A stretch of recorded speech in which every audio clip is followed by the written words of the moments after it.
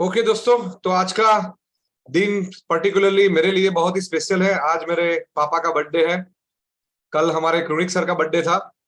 ठीक है, तो आज का ये प्रेजेंटेशन स्टार्ट करने से पहले पूरी फिरान परिवार की ओर से दोनों को बहुत ही अच्छा स्वास्थ्य मिले और ऐसे ही हम हंसते खेलते एक परिवार की तरह आगे बढ़े। वैसे लाइक भगवान से प्रार्थना करेंगे, जगन्नाथ जी से प्रार्थना करेंगे। आज का मीटिंग दोस्तों, जैसे कि आपको बताया गया था कि आज का मीटिंग पर्टिकुलर मोटिवेशनल सेशन रहेगा और उसका जो मेन मीटिंग का जो मकसद है वो है दोस्तों, जैसे कि टाइटल से ही पता चलता है कि यू कैन डू इट, यानी कि आप कर सकते हैं। पर्टिकुलर किसी भी बंदे को लाइफ में मोटिवेशन एक ऐसी चीज है कि वो जीने के लिए हर किसी बंदे को जरूरत रहती है। हर रोज सुबह उठ के जब हम फील्ड में जाते हैं, काम करने के लिए जाते हैं, तो उसके पीछे का मकसद वो वहां तक जाए, उसके लिए हमें एक मोटिवेशन की बेहद जरूरत रहती है।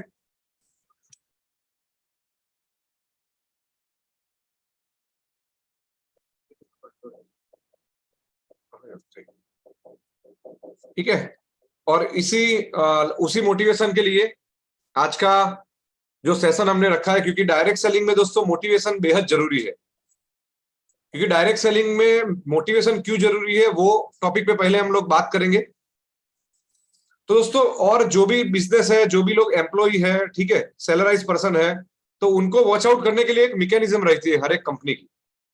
जैसे कि फिलहाल हर्बोमेडिक्स के जितने भी एम्प्लॉय है, तो वो ठीक से काम कर रहे हैं कि नहीं कर रहे हैं, उनका एनालिसिस करने के लिए पूरा मैनेजमेंट रहता है। ठीक है, जबकि डायरेक्ट सेलिंग में आप लोग एक इंडिपेंडेंट डिस्ट्रीब्यूटर है, आपका कोई बॉस नहीं है दोस्तों। ठीक है ना, तो आपको आपको एनालिसिस भी खुद करना है और काम भी खुद करना है। सबसे बड़ी वजह आज आपको बताता हूं कि क्यों डायरेक्ट सेलिंग में सबसे ज्यादा मोटिवेशन की जरूरत है।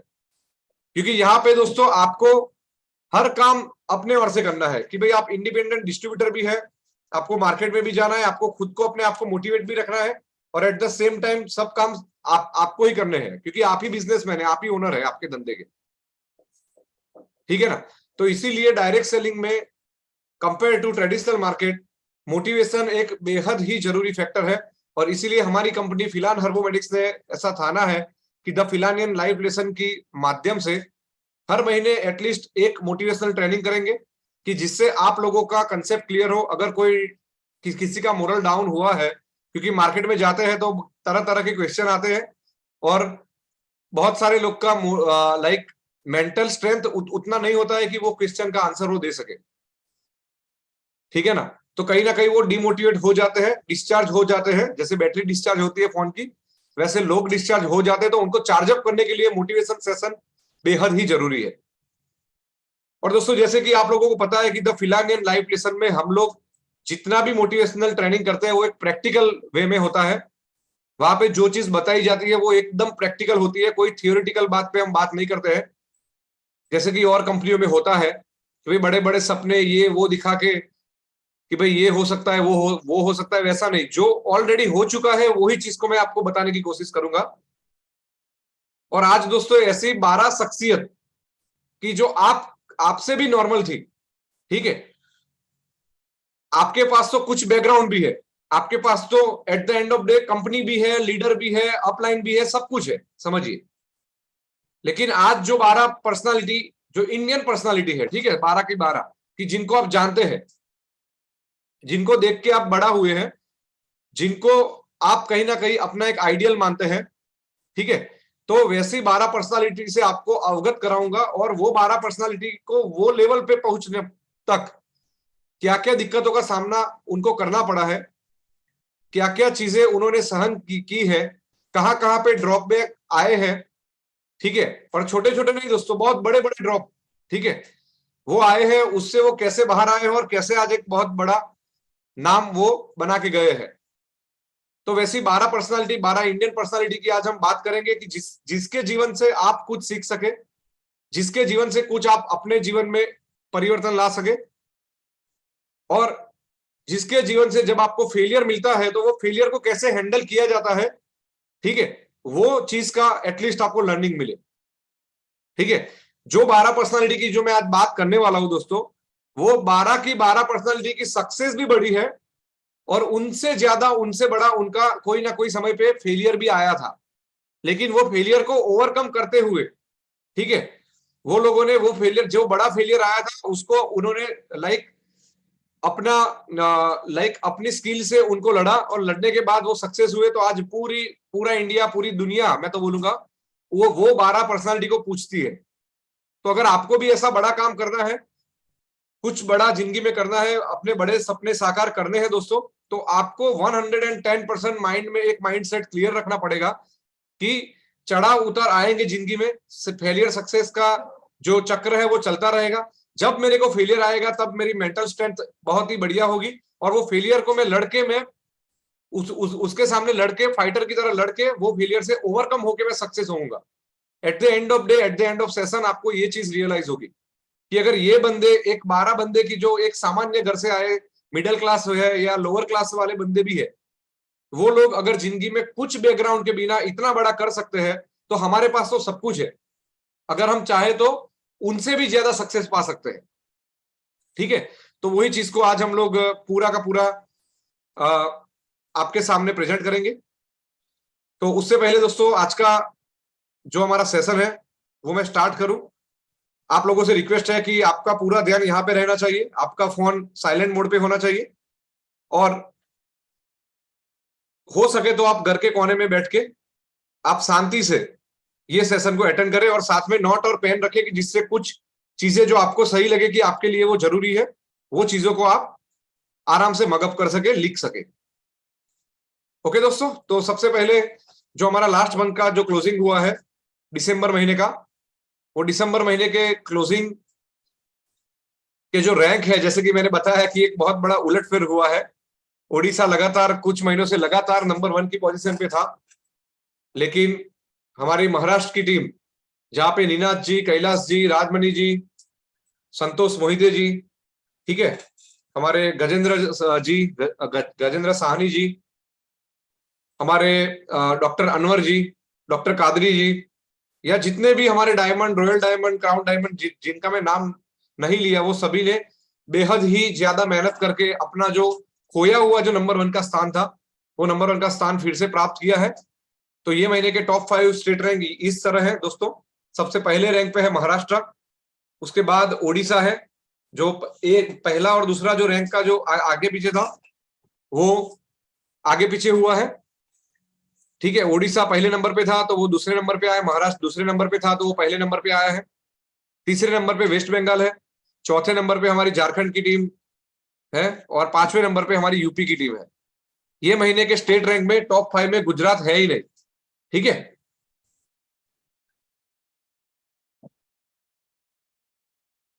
ठीक है दोस्तों, तो ये टॉप 5 रैंक में गुजरात कहीं पे भी आपको नजर नहीं आएगा। लेकिन भरत भाई और अब्दुल भाई 2 दिन पहले सैटरडे को ही मीटिंग मेरे साथ करके गए हैं, और उनका एक वैसा विश्वास दिलाया है कि भाई हम लोग, मैंने बोला आप सिर्फ पहले टॉप 5 में आइए ये जनवरी महीने में, तो उन्होंने बोला सर वैसा नहीं, हम लोग टॉप 2 रैंक में आएंगे, ठीक है, या max to max top 3 rank में आएंगे। हम 4th या 5 भी नहीं, हम टॉप 3 में तो ये महीने में 100% हो गए, और आने वाले कुछ 3-4 महीने में हम नंबर 1 की पोजीशन पर रहेंगे, और वो पोजीशन को बरकरार भी रखेंगे। तो ऐसा जोश और जुनून जब आपको कुछ जगह पे सेटबैक्स मिलता है तो आपके अंदर होना चाहिए, और वो देख के मुझे बहुत ही अच्छा, काफी अच्छा सुकून मिला कि भाई चलो, अभी जो जो लेवल के लीडर मेरे को चाहिए थे, फाइटर, ठीक है, जिसको बोलते हैं, वो लेवल के लीडर आज फिलहाल में रेडी हो गए हैं। ठीक है, और मैं ओडिशा को भी रिक्वेस्ट करूंगा कि आप अपनी जो लड़ाई है, आप अपना मैनेजमेंट है, वो पूरा का पूरा चालू रखिए। महाराष्ट्र को भी रिक्वेस्ट करूंगा कि उनका जो रैंक है वो नंबर 1 पे बरकरार रखे। मेरे लिए तो सब समान है, वैसा कुछ नहीं है कि भाई कोई कंपनी नंबर 1 पे आएगी तो मैं ज्यादा खुश होऊंगा, कोई कोई स्टेट नंबर 1 पे आएगा तो ज्यादा खुश होऊंगा। ठीक है ना, मेरे लिए तो सब स्टेट समान है, लेकिन जब कोई स्टेट किसी और स्टेट को ओवरटेक करके आगे जाता है तो एक खुशी अलग मिलती है दोस्तों, वो पीछे रहने वाले स्टेट को भी मिलती है। ठीक है, ओडिशा के लीडर को भी आज खुशी है कि भाई महाराष्ट्र नंबर 1 पे आया। ठीक है, क्यों? क्योंकि हम यहाँ पे कंपनी को एज ए कंपनी नहीं देखते, हम हमारा फैमिली की तरह देखते हैं। जैसे राकेश जी ने बोला कि भरत भाई आप मेहनत करो, हम लोग आपके साथ है। ठीक है, तो ये एक जज्बा हर एक फिलानियन के अंदर है। ठीक है, यहाँ पे लाइक जो कंपटीशन है वो बहुत ही फेयर कंपटीशन है, ठीक है। और हर लास्ट समय तक यहाँ पे लीडर लड़ते हैं, और जब रिजल्ट आता है तो वो वैसा ही समझते हैं कि भाई सब नंबर 1 है, ठीक है। तो ये एक बहुत ही पॉजिटिव वाइब्स के साथ एक फैमिली की तरह जो हम कंपनी चला रहे हैं, ठीक है, वो एक पॉजिटिव वाइब्स के साथ आज का हम लोग सेशन स्टार्ट करते हैं दोस्तों। आज का सेशन स्टार्ट करने से पहले एक नया प्रोडक्ट हमने लॉन्च किया है, जो आज से ही आपको मिलना स्टार्ट हो जाएगा। प्रोडक्शन होके पूरा तैयार है, फाइनल प्रोडक्ट। और ये प्रोडक्ट है, जैसे कि आप लोगों को पता है कि मेडिसिन में हमारी बहुत बड़ी पकड़ है, तो वहां पे हमने फीवोफिल टैबलेट करके एक फीवर का टैबलेट दोस्तों लॉन्च किया है, ठीक है। किसी भी बंदे को फीवर है तो आप ये टैबलेट दे सकते हैं। 30 टैबलेट का ये जार है, ठीक है, और टैबलेट के रूप में है। हमारी टैबलेट कैटेगरी में सबसे पहला प्रोडक्ट है, ठीक है। आज तक आपने फिलान के कैप्सूल देखे होंगे, ठीक है, लेकिन टैबलेट नहीं देखे थे। तो ये टैबलेट कैटेगरी को स्टार्ट करते हैं आज से हम लोग, और उसमें हमारा सबसे पहला टैबलेट है फीवोफिल टैबलेट की, जो फीवर में आपको बेहद ही ज्यादा काम में आएगा। 30 टैबलेट का जार है। इसके अलावा जब भी आपको कोई डिसीज के कारण जब आप वीकनेस महसूस करते हैं, ठीक है, कमजोरी महसूस करते हैं, तो वो कमजोरी में जब आप फीवोफिल टैबलेट को एक हित्तल नॉनी के साथ अगर आप देंगे, तो आपको वहां पे भी एक स्ट्रेंथ, एक स्टेमिना आपको एक महसूस होगा। तो ये 2 इंडिकेशन के लिए पर्टिकुलर हम लोग ये प्रोडक्ट लॉन्च किए हैं, एक फीवर और दूसरा वीकनेस, ठीक है। ये दोनों इंडिकेशन में आप ये बेहतरीन प्रोडक्ट को टैबलेट फॉर्म में दे सकते हैं। 30 कैप्सूल का जार है दोस्तों, जिसका एमआरपी, डीपी और बीवी मैं आपके सामने रखूंगा।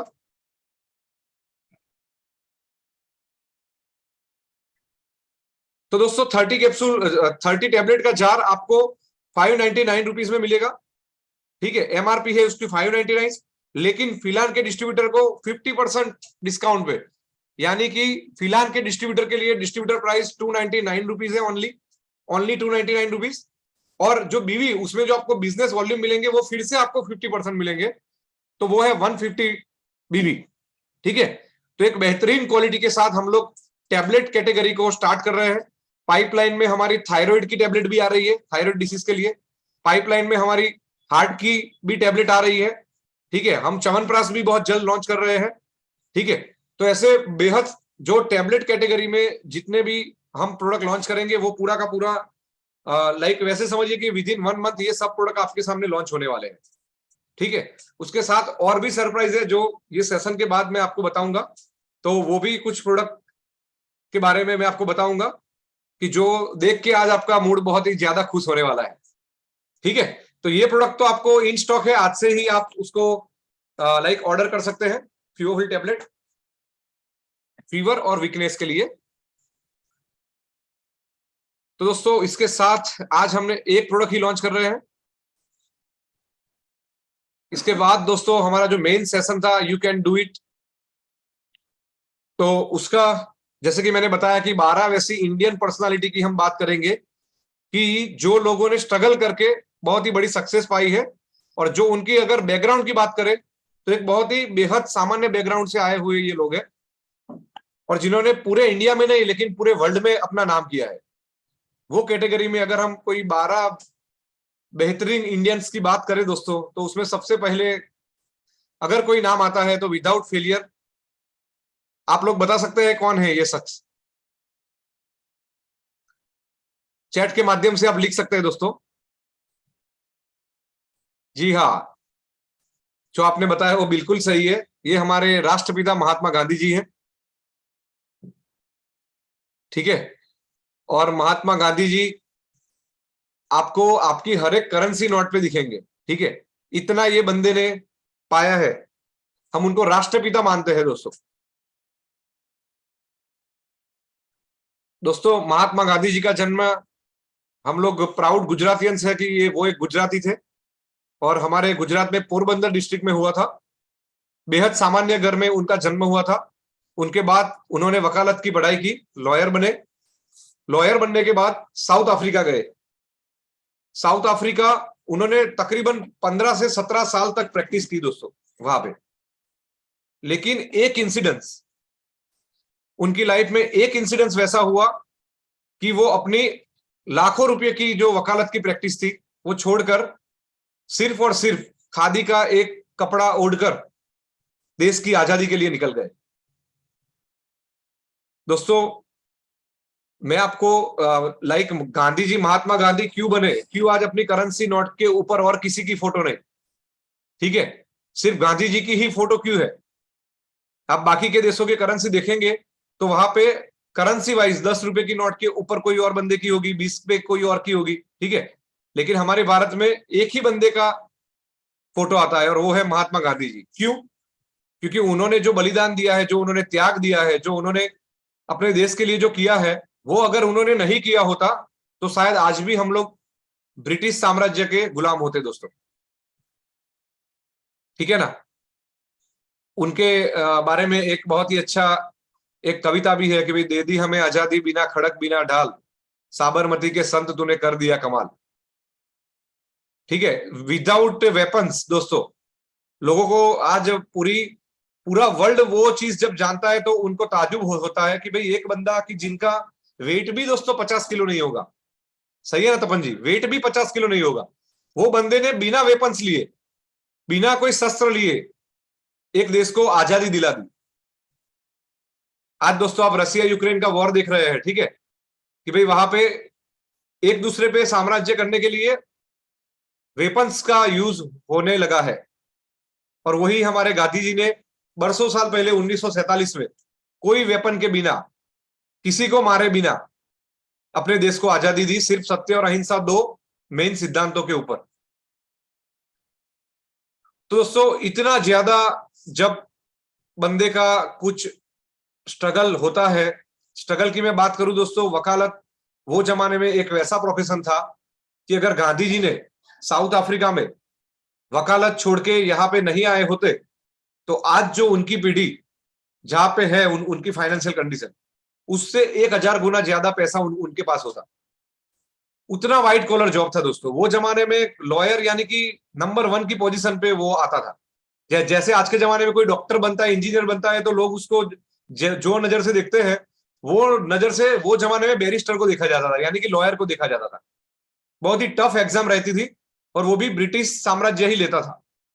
तो वो एग्जाम में वो अपियर हुए, वहां से पास आउट हुए, वहां से वो प्रैक्टिस करने के लिए साउथ अफ्रीका गए, 15 साल 20 साल तक प्रैक्टिस की। उसके बाद दोस्तों एक बार गांधी जी कोई केस लड़ने के लिए फर्स्ट क्लास, जो रेलवे में फर्स्ट क्लास की कैटेगरी में, वो फर्स्ट क्लास कोच में मुसाफरी कर रहे थे एक स्टेशन के दूसरे स्टेशन तक। तो वहां पे टीटी और कुछ लोग आए और उन्होंने देखा कि भाई ये एक काला बंदा, क्योंकि वहां पे काले गोरे का भेद बहुत ज्यादा था वो टाइम पे, तो उन्होंने देखा कि भाई एक फर्स्ट क्लास में एक काला बंदा बैठा है। तो उन्होंने तुरंत से गांधी जी को बोला कि भाई आप यहाँ पे फर्स्ट क्लास में नहीं बैठ सकते हैं। तो गांधी जी ने उनका, क्योंकि वो लॉयर थे, तो उन्होंने उनका अपोज करने का ट्राई किया कि भाई नहीं, मैं मेरे कर्म से महान हूं, ठीक है, मैं मेरी रंग से महान नहीं हूं, ठीक है, कोई भी बंदा अपने शरीर के रंग से कभी भी पहचाना नहीं जाना चाहिए। तो गांधी जी की वो बात ना सुनी और गांधी जी को पीटर मैरिसबर्ग स्टेशन के ऊपर क्लास 1 कोच से धक्का मार के दोस्तों वहां से निकाल दिया गया था, ठीक है। और वो चीज दोस्तों, मैं आज बारी बारी ये चीज की बात करूंगा कि वो एक चीज उनको कहीं ना कहीं दिल में चुभ गई।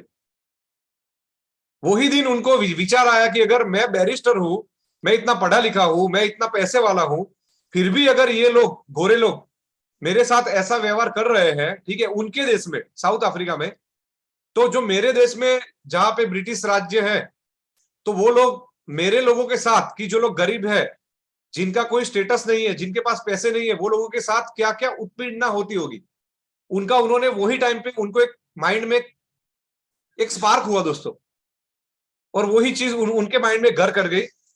और फिर वही दिन जब उनको धक्का मार के निकाल दिया गया, वही स्टेशन पे पीटर्स मैरिसबर्ग स्टेशन के ऊपर ही गांधी जी ने डिसाइड कर लिया कि मैं अभी ये मेरी वकालत छोड़ दूंगा, मैं मेरा फैमिली को भी छोड़ दूंगा, और मैं जब तक मेरा देश आजाद नहीं होता है तब तक मैं भारत जाके देश की आजादी के लिए लड़ूंगा,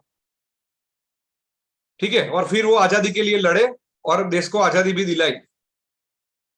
तो मोरल ऑफ द स्टोरी दोस्तों क्या है, जो जगह पे उनको धक्का मार के निकाला गया था, ताजुब की बात सुनिए दोस्तों, जो लोगों ने उनको नकारा था कि भाई आप काले हैं, ठीक है, वही साउथ अफ्रीकन गवर्नमेंट ने जहां पे उनको धक्का मार के निकाला गया था और जहां पे वो पड़े थे, वो जगह पे एक स्मारक बनाया है दोस्तों आज भी। और वहां पे लिखा हुआ है, बाकायदा लिखा हुआ है कि भाई भारत ने तो साउथ अफ्रीका को सिर्फ गांधी जी दिए थे, लेकिन साउथ अफ्रीका ने भारत को महात्मा गांधी दिए। ठीक है, तो इतना देखो दोस्तों, यही मैं जो आपके चेहरे पे मुस्कान आएगी कि जो लोगों ने उनको धक्का मार के निकाला, वही लोग जब गांधी जी सफल हुए तो वही लोग क्रेडिट लेने के लिए आ गए। मेरा बोलने का मतलब यह है दोस्तों, ठीक है। तो आप भी जब आज आपको आपके लाइफ में कैसे इसको कोरिलेट करना है दोस्तों, कि आज जो लोग आपको बोल रहे हैं कि भाई तू कुछ नहीं कर रहा है, ये कर रहा है, वो कर रहा है, आपकी स्ट्रगल में जो लोग साथ में नहीं है ना दोस्तों, जब आपका चेक पर महीने का 1 लाख, 1.5 लाख, 2 लाख का होगा ना, तब वही लोग बोलेंगे कि भाई नहीं, मैंने वो दिन भी बोला था कि ये बंदा कुछ करेगा। ठीक है, जब यही वर्ड्स है ना, वो लोगों को दोस्तों आएंगे। और मैं एक अपना बेहद ही एक निजी एग्जांपल आपको देता हूं दोस्तों, कि क्रिकेट के आप सब लोग शौकीन होंगे, क्योंकि हम भारत क्रिकेट एक रिलीजियस की तरह है। तो दोस्तों आपको अपने आप को कभी भी ऑडियंस की तरह नहीं देखना है, ठीक है ना। आपको अपने आप को एक प्लेयर की तरह देखना है। आपको पूरे लाखों करोड़ों लोग आपको देख रहे हैं स्टेडियम में, स्टेडियम के बाहर, टीवी के माध्यम से, ठीक है, या कमेंट्री के माध्यम से आपको सुन रहे हैं लोग। अगर आप जिस दिन आप शतक लगाओगे, जैसे कि सूर्य कुमार यादव ने सैटरडे को शतक लगाया, तो पूरा ट्विटर से लेके हर एक बंदा बोल रहा है कि भाई सूर्य कुमार यादव जैसा कोई बैट्समैन नहीं है। लेकिन वही सूर्य कुमार यादव अगर 3 या 4 मैच में फेल जाएगा ना, तो यही लोग फिर से बोलेंगे कि भाई इसको टीम से निकालो। ठीक है ना। तो हमारा काम क्या है दोस्तों, कि हमारा काम है परफॉर्मेंस करना। आपको दोस्तों माइंड में एक चीज फिक्स रखनी है कि जैसे महाभारत में अर्जुन को जैसे पक्षी की आंख ही दिखती थी, ठीक है, वैसे आपको आपका गोल ही दिखना चाहिए। आजू बाजू से जितने भी नॉइज पॉल्यूशन आपको करे कि भाई आप नहीं कर सकते, आप ये नहीं कर सकते, आप वो नहीं कर सकते, जितने भी लोग वो करते हैं, तो वो सभी को करने दीजिए। जब आपकी सक्सेस होगी, तब आपकी सबसे सक्सेस बोलेगी, और जब सक्सेस आपकी बोलेगी ना दोस्तों, तब वही लोग आपके पास आके बोलेंगे कि भाई नहीं, तूने करके दिखाया। और जब ये वाक्य, जब अपना जो लोग विरोध करते थे, जब वो लोग अपने सामने आके जब ये वाक्य बोलते हैं ना कि भाई नहीं, तेरी जीत हुई, वो दिन जो आपको खुशी होती है ना, वो खुशी दोस्तों कई करोड़ों अबजों रुपया साथ में होने से भी ज्यादा खुशी होती है। ठीक है, आपको एक वैसा लगता है कि भाई जो चीज के लिए, जो मिशन के लिए मैं निकला था, वो मिशन कहीं ना कहीं मैंने पार किया। और दोस्तों क्रेडिट वही बंदों को मिलती है, या वही लोगों को समझो कि पूरी सालों सालों तक याद रखा जाता है, कि जो लोगों ने अपना गोल हासिल किया है। अगर गांधी जी ने देश को आजादी नहीं दिलवाई होती, तो शायद उनका आज इतना मान ये देश में नहीं होता, आज वो करेंसी की नोट के ऊपर नहीं होते। ठीक है ना, उन्होंने कोई गोल सोचा, पीटर्स मैरिसबर्ग स्टेशन के ऊपर कोई चीज डिसाइड की, वो चीज पूरी जिंदगी, चाहे उनको कितने भी लोगों ने नेगेटिव किया, घर वालों ने, अपने साथ वालों ने, किसी ने भी, फिर भी वो अपना गोल कभी भी डेविएट नहीं किया, और वो गोल के लिए लड़ते रहे, लड़े और पूरी जिंदगी लड़े, और वो गोल को हासिल किया। तब आज हम लोग उनके मरने के बाद भी आज उनको हम याद करते हैं। ठीक है दोस्तों, तो गांधी जी की स्टोरी से आपको ये चीज याद रखनी है कि किसी भी गोल जब आप डिसाइड करते हैं, तो आपका फोकस लेजर फोकस होना चाहिए दोस्तों। वो कभी भी फोकस आपका हटना नहीं चाहिए, चाहे कितनी भी परेशानियां आ जाए। ठीक है ना, एक बैरिस्टर वाला बंदा, एक सूट पहन के कोर्ट में जाने वाला बंदा इंडिया में आ जाता है, और इंडिया में आने के बाद वैसा बोलता है कि भाई मेरे देश में पहनने के लिए लोगों के पास नहीं है, तो मैं एक खादी का कपड़ा खुद से बनाया हुआ ही पहनूंगा। ठीक है, तो वो दोस्तों वो लेवल का सेक्रीफाइस आपको करना पड़ता है। वो लेवल का जब आप सेक्रीफाइस करते हैं, तब जाके आप महात्मा गांधी बनते हैं, तब जाके आपके सपने साकार होते हैं दोस्तों।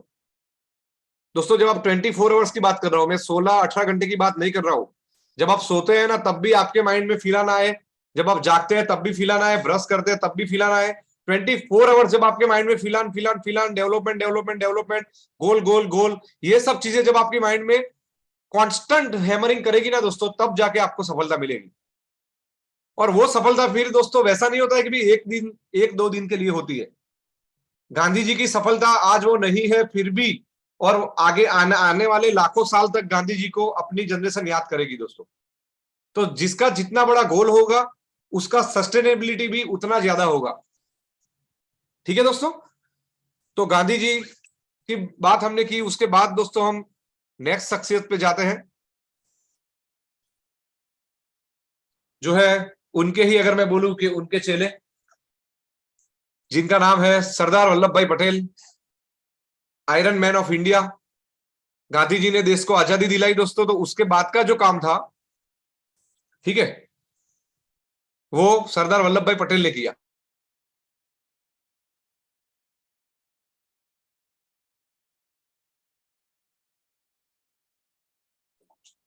ठीक है दोस्तों, तो आयरन मैन ऑफ इंडिया के नाम से उनको जाना जाता है दोस्तों, सरदार वल्लभ भाई पटेल को। ठीक है, और आप लोगों को जानकर ताजुब होगा कि जो अंडरस्टैंडिंग की अगर हम बात करें, अप लाइन डाउन लाइन की दोस्तों बात करें, ये दो स्लाइड साथ में रखने का एक मोटिव है दोस्तों। अगर हम डायरेक्ट सेलिंग के पर्सपेक्टिव से देखें तो गांधी जी सरदार वल्लभ भाई की अप लाइन थे, ठीक है, और सरदार वल्लभ भाई गांधी जी की डाउन लाइन थे। सही है ना दोस्तों, क्योंकि कभी भी गांधी जी ने कोई चीज बोली हो और वो सरदार वल्लभ भाई पटेल ने ना की हो, वैसा पूरी लाइफ में नहीं बना है दोस्तों। आपको एक और चीज बोलूंगा जिससे आपको बहुत ज्यादा खुशी होगी दोस्तों। सरदार वल्लभ भाई पटेल भी गुज्जू थे, गुजराती थे। और इतना ही नहीं दोस्तों, जहां पे हमारा प्लांट है वो पेटलाद जगह से ही वो बिलोंग करते थे। ठीक है, हमारे जो प्लांट है हमारा हेतल फार्मास्यूटिकल्स, वहां पे ही उनका नेटिव है, विलेज है, वो ही उनका विलेज है दोस्तों। तो हमको वो चीज का भी प्राउड होता है। कई कई बार हम लोग बहुत ही नजदीक है और हमारी कम्युनिटी के थे, पटेल कम्युनिटी, लाइक कम्युनिटी के थे। तो इसीलिए हमारे लिए तो वो महामानव थे, ठीक है ना, महामानव सरदार। लेकिन दोस्तों अगर मैं डायरेक्ट सेलिंग की बात करूं तो डायरेक्ट सेलिंग के तौर पे एक अपलाइन और लाइक डाउनलाइन कैसी होनी चाहिए, उसका परफेक्ट एग्जांपल अगर आपको दिख रहा है तो वो गांधी जी और सरदार वल्लभ भाई पटेल से। जहां पे गांधी जी की हर एक बात को, आप सभी को पता है कि भाई पहले प्राइम मिनिस्टर सरदार वल्लभ भाई पटेल ही बनने वाले थे, ठीक है, लेकिन गांधी जी ने उनके कान में कुछ कहा, वो आज तक लाइक सस्पेंस है कि क्या था, और उन्होंने तुरंत बोल दिया कि भाई मेरे को प्राइम मिनिस्टर नहीं बनना है। ये लेवल का त्याग दोस्तों, समझिए। प्राइम मिनिस्टर बनने के लिए आज लोग क्या क्या नहीं करते हैं, वो आपको भी पता है। और वो टाइम पे अगर सरदार बने होते तो आज जो हमारी स्थिति है उससे भी अच्छी स्थिति होती, वो सबको पता था। फिर भी गांधी जी ने बोला है, मेरी अपलाइन ने बोला है, तो उसके पीछे पीछे कोई राज होगा। वो चीज को विदाउट कोई आर्ग्यूमेंट सरदार वल्लभ भाई पटेल ने सुन ली, और अपनी अपलाइन, अगर मैं डायरेक्ट सेलिंग के पर्सपेक्टिव से बोलूं तो अपनी अपलाइन ने जो बोला वो किया, और आज इसीलिए वो महान है। ठीक है, आज उनकी महानता क्यों है? अगर वो टाइम पे अगर उन्होंने लड़कर बोला होता कि नहीं मैं तो पीएम बनूंगा ही बनूंगा, सब लोग मेरे साथ है, आप ही मेरे को मना कर रहे हैं, ठीक है, तो वो टाइम पे वो 100% पीएम बनते। ठीक है, गांधी जी को साइड पर रखकर अगर उनको बनना था तो बाकी के सब लोग उनके साथ थे, ठीक है ना, सिर्फ गांधी जी ही नहीं थे।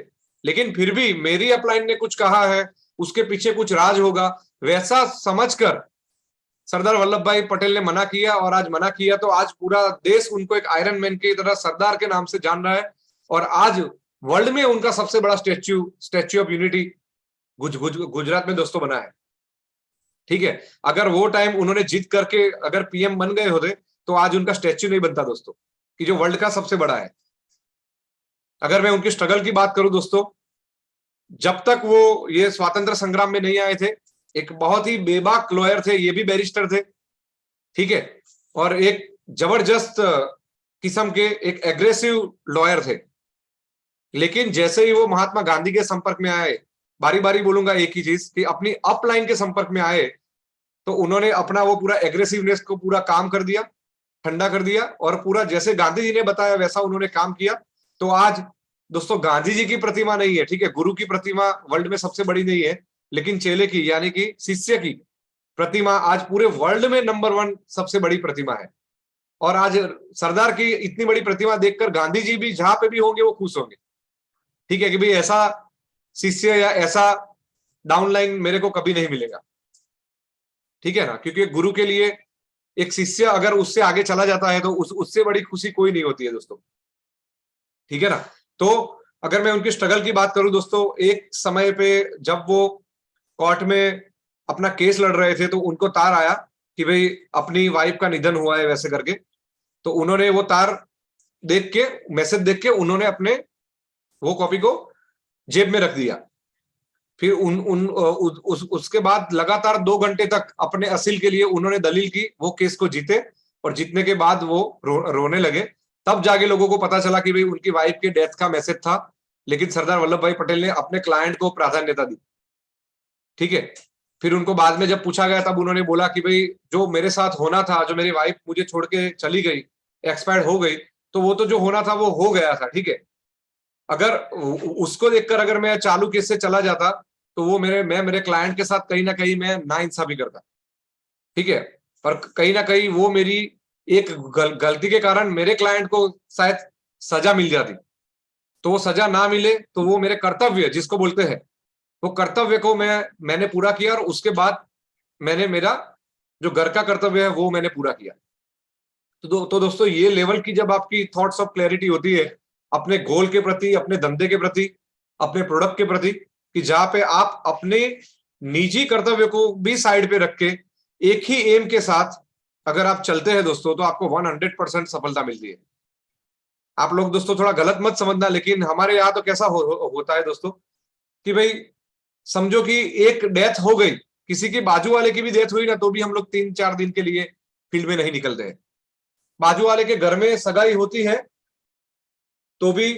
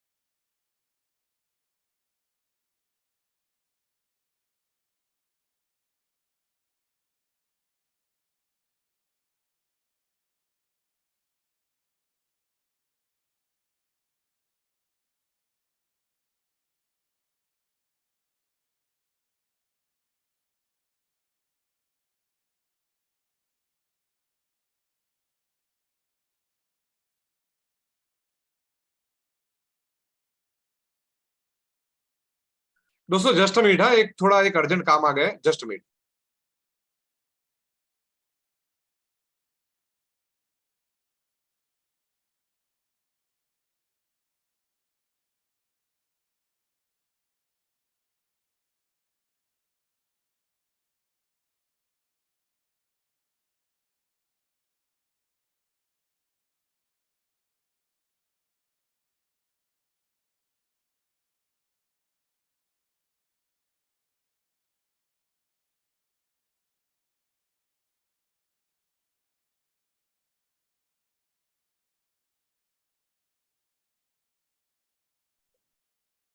सॉरी दोस्तों, एक अर्जेंट कॉल आ गया था।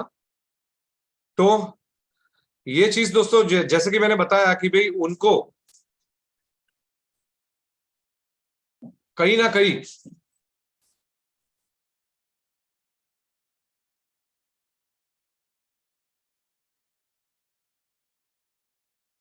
हाँ, तो सरदार वल्लभ भाई पटेल जो अपना जो केस लड़ रहे थे, तो वो केस को खत्म करने के बाद अपना वो फैमिली का धर्म निभाया। मैं वो बात पे था कि जब बात आती है तो हर किसी को, बंदे को सक्सेस तो होना है, लेकिन सेक्रीफाइस किसी को नहीं करना है, ठीक है।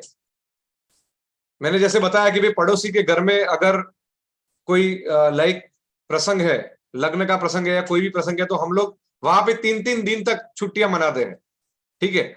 वहां पे हमारा गोल कहीं ना कहीं वो 3 दिन के लिए डेविएट हो जाता है। तो वो चीज अगर हम रखेंगे तो हम बहुत बड़ी सक्सेस नहीं आप पा सकते हैं दोस्तों। अगर आपको सक्सेस होना है तो कुछ ना कुछ सेक्रीफाइस लाइफ में करना पड़ेगा। जो जो लोग सक्सीड हुए हैं वो लोगों ने बहुत बड़े बड़े सेक्रीफाइस दिए हैं दोस्तों। मैं हर एक के सेक्रीफाइस की बात करूंगा आज।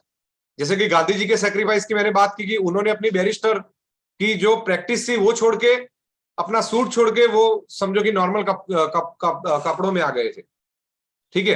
अगर मैं बात करूं सरदार वल्लभ भाई पटेल की, तो उन्होंने भी दोस्तों समझो कि अपनी वाइफ की मृत्यु की खबर सुनने के बाद भी केस लड़ा था। ठीक है, उतनी माइंडसेट उनका उतना पॉजिटिव था, तब जाके वो सरदार बने। और जब दोस्तों जब फ्रीडम हमको मिली, आजादी मिली, तब दोस्तों अंग्रेजों ने एक प्लान किया था कि भाई ये लोग को बीच बीच में यानी कि भारत पाकिस्तान का वॉर करवा दे। तो इसीलिए वो लोगों ने, जो राजा रजवाड़ा था जो हमारा, तो वो लोगों को भी दोस्तों, अगर सरदार वल्लभ भाई नहीं होते तो वो लोग जो इकट्ठा हुए वो भी नहीं होते। तकरीबन 568 568 जो राजाओं के स्टेट थे उनको विलीनीकरण करके आज इंडिया कंट्री बनाया था दोस्तों। सही है ना? तो वो दोस्तों एक छोटी चीज है क्या? 568 वैसे लोग, राजा किस्म के लोग, आप जरा सोचिए, वो बंदे की मेहनत को सोचिए आप। वो वैसे लोग नहीं कि भाई जो सामान्य लोग हैं। 568 किंग, राजा किस्म के लोग, कि उनको ऐसा बोलना कि भाई आप अपना जो राज्य है वो भारत के अंदर विलीनीकरण कर दीजिए। ठीक है, इज इट पॉसिबल दोस्तों? कोई राजा को अगर आप बोले कि भाई आप अपना स्टेट दे दो, तो कोई देता है क्या दोस्तों? हम हमारे घर में एक ईंट नहीं देते हैं। ठीक है, अगर किसी को चाहिए तो। ठीक है, यहाँ पे राजाओं को सिर्फ सरदार पटेल के कहने पे राजाओं ने अपना पूरा पूरा साम्राज्य दे दिया दोस्तों। क्यों?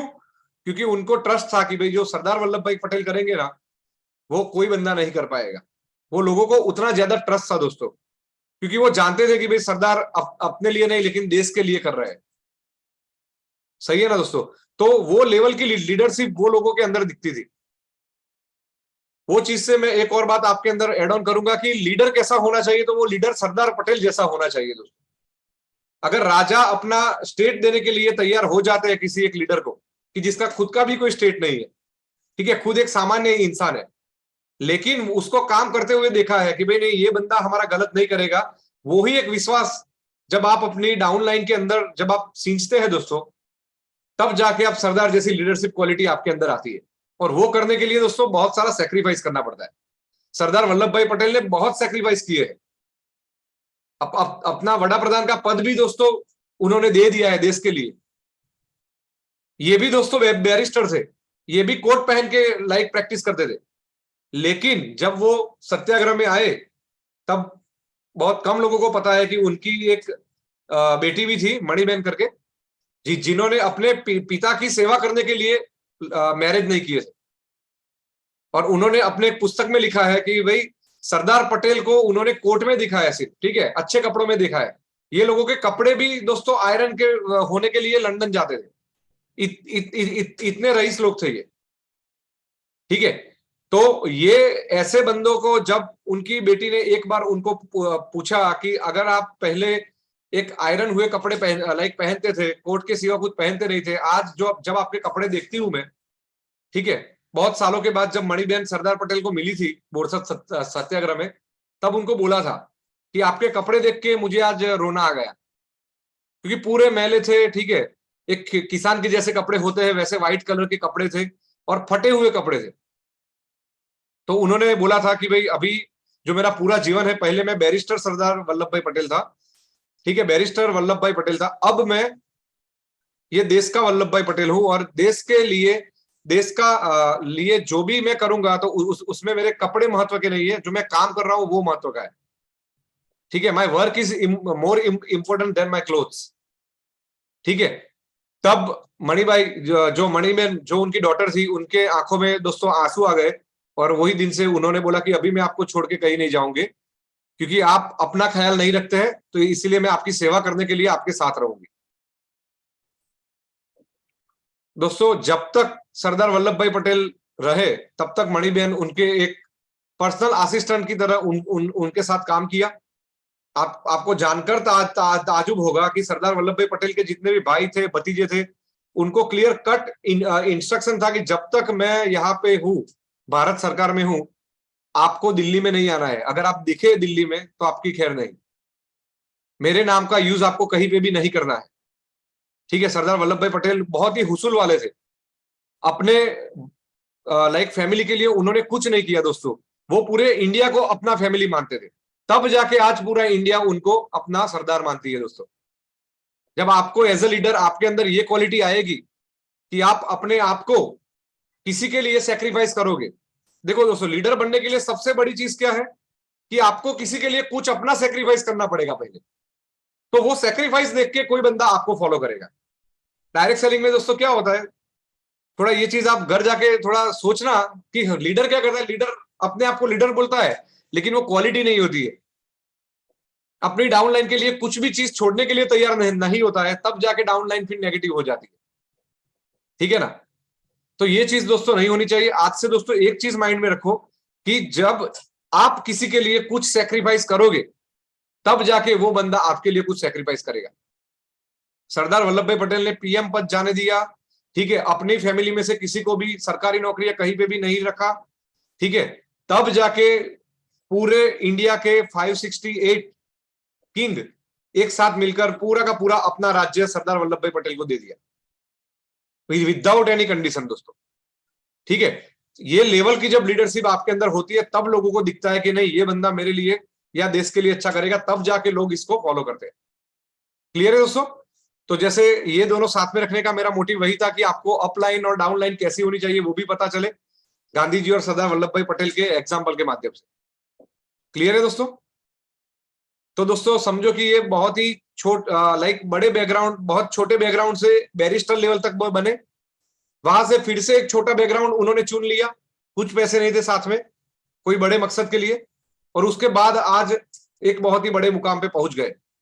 यानी कि सरदार वल्लभ भाई और गांधी जी की लाइफ से आपको वही दिखने को मिलेगा कि इनकी भी लाइफ में अप एंड डाउन बहुत आए, लेकिन उसको वो हारने के वहां पे हारे नहीं, लेकिन उसको जीतने के बाद वो टॉप पे पहुंच गए दोस्तों। क्लियर है? तो उसके बाद दोस्तों हम तीसरी शख्सियत के ऊपर जाएंगे, जो है हमारे missile man doctor APJ Abdul कलाम।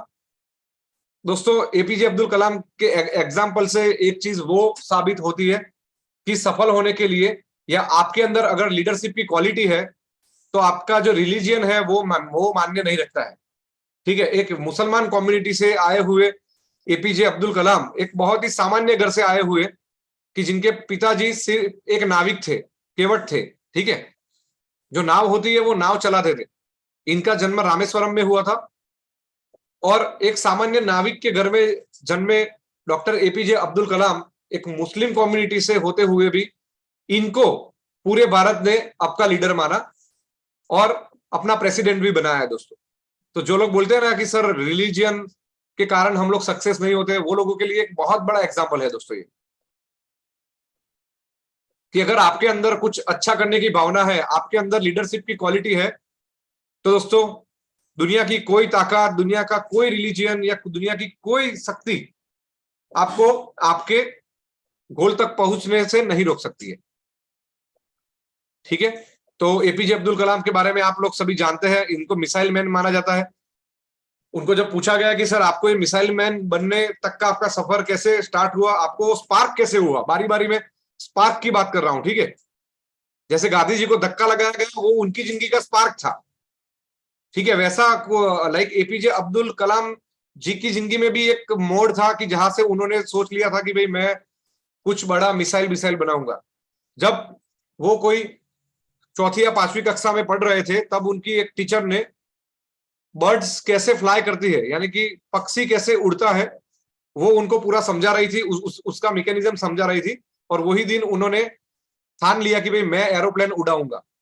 ठीक है, और वो एरोप्लेन उड़ाने का जो एक माइंड में ड्रीम लिया, वो ड्रीम को उन्होंने बहुत मेहनत की, क्योंकि एक नाविक के बेटे थे, बहुत गरीब परिवार से थे, बहुत ज्यादा मेहनत की, स्ट्रगल की, अप एंड डाउन देखे, और बाद में वो बहुत बड़े साइंटिस्ट बने, कि जिनको मिसाइल मैन दोस्तों माना जाता है। और उनके बाद अपने ही भारत के लोगों ने उनको एप्रिशिएट करते हुए उनको प्रेसिडेंट ऑफ इंडिया भी बनाया दोस्तों। ठीक है, उतनी बड़ी शख्सियत। और इनकी अगर मैं बात करूं तो जब ये मर गए दोस्तों, तब उनके पास जो संपत्ति थी वो आपको जानकर ताजुब होगा कि कुछ कपड़े, कुछ किताबें और चंद रुपये, 10,000 जैसे कुछ रुपये थे, उतने रुपया ही उनके पास थे जब ये मर गए तब। अगर वो चाहते तो समझो कि हजारों लाखों करोड़ की संपत्ति ये बना सकते थे दोस्तों, लेकिन उन्होंने वो नहीं बनाया, अनएथिकल काम नहीं किया। इसीलिए आज और आज के बाद आने वाले हजारों साल तक डॉक्टर एपीजे अब्दुल कलाम को पूरे मान के साथ हर एक इंडियन देखेगा। सही है ना? तो दोस्तों आपको भी अपनी लाइफ में चाहे जितनी भी स्ट्रगल पड़ जाए, आपको अपने एथिक्स कभी भी चूकना नहीं है। जो आपके एथिक्स है उसके खिलाफ कभी भी काम नहीं करना है।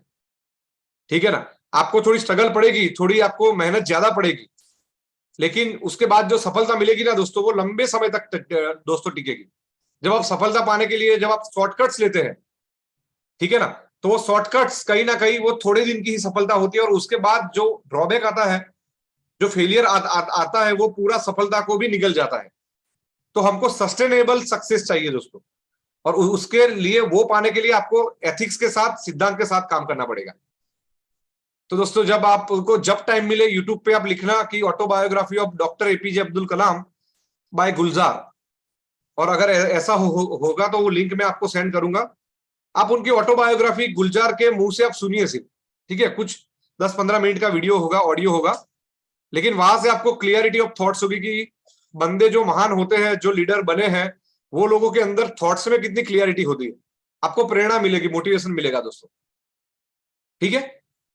तो ये एपीजे अब्दुल कलाम के माध्यम से, अगर एपीजे अब्दुल कलाम एक छोटे से बैकग्राउंड से आए हुए, गरीब परिवार से आए हुए, मुस्लिम कम्युनिटी से आए हुए, अगर ये बंदा साइंटिस्ट बन सकता है, देश का प्रेसिडेंट बन सकता है, ठीक है, टॉप लेवल का जो पद है वहां पे जा सकता है, तो आप और मैं कुछ भी कर सकते हैं दोस्तों।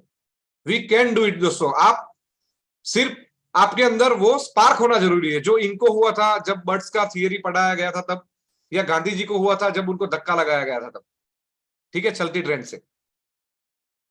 तो ये चीज दोस्तों याद रखो कि आपकी माइंड में जब कोई स्पार्क होता है, तो वो स्पार्क के लिए आपको पूरी जिंदगी जीना पड़ता है, वो स्पार्क के लिए पूरी जिंदगी मेहनत करनी पड़ती है। ठीक है? उसके बाद दोस्तों जो नेक्स्ट एग्जाम्पल है आप सभी के बीच, हमारे प्रेजेंट एग्जाम्पल आपके सामने लेके आया हूं, मिस्टर नरेंद्र मोदी, जो हमारे और आपके बिलव्ड प्राइम मिनिस्टर है। दोस्तों इनको लाने का मकसद मेरा ये था कि अभी कुछ दिन पहले एक बहुत बड़ी दुखद घटना इनके साथ हुई कि उनकी सबसे प्रिय माताजी उनको छोड़ के चले गई। और यहाँ पे भी दोस्तों आपको जानकर ताजुब होगा कि एक और सरप्राइज बात वो है कि नरेंद्र मोदी जी का जो घर है, जहां पे उनकी माँ जो रहती थी, उनका और मेरा घर दोस्तों सिर्फ महज 200 मीटर दूर है। ठीक है? तो जो आप लोगों को वो चीज बताना बेहद जरूरी है कि भाई कितने ग्राउंड से जुड़े हुए ये बंदे हैं। जब नरेंद्र मोदी जी की मां का निधन का समाचार दोस्तों सबको मिला, तब नरेंद्र मोदी जी ने पर्सनली, ऑफिशियली सबको बोल दिया था कि भाई कोई मेरे घर पे आएगा नहीं। ठीक है? और बहुत ही सादा ही से, जैसे कोई एक गरीब की मां की जैसे अर्थी निकलती है, वैसे ही मेरी मां की निकलेगी। ठीक है? अगर वो चाहते तो वही दिन 1 लाख लोग उनकी मां की लाइक जो श्रद्धांजलि देने के लिए वो दिन आते, समझिए। ठीक है? लेकिन ये बंदे ने मना कर दिया कि भाई नहीं, एक नॉर्मल परिवार की जो निकलती है अर्थी, वैसे ही मेरी मां की निकलेगी। तो ऐसा थॉट्स उनके माइंड में क्लियर था दोस्तों। उसके बाद दोस्तों आपको सरप्राइज तब हुआ होगा, 9:30 बजे अपनी मां का अंतिम संस्कार करके 11:30 बजे कोलकाता में एक ट्रेन, वंदे भारत ट्रेन का उद्घाटन करने के लिए नरेंद्र मोदी जी वहां पे पहुंच गए थे। अपने काम के प्रति जो कार्यनिष्ठा है वो दोस्तों इनसे ज्यादा किसके पास होगी?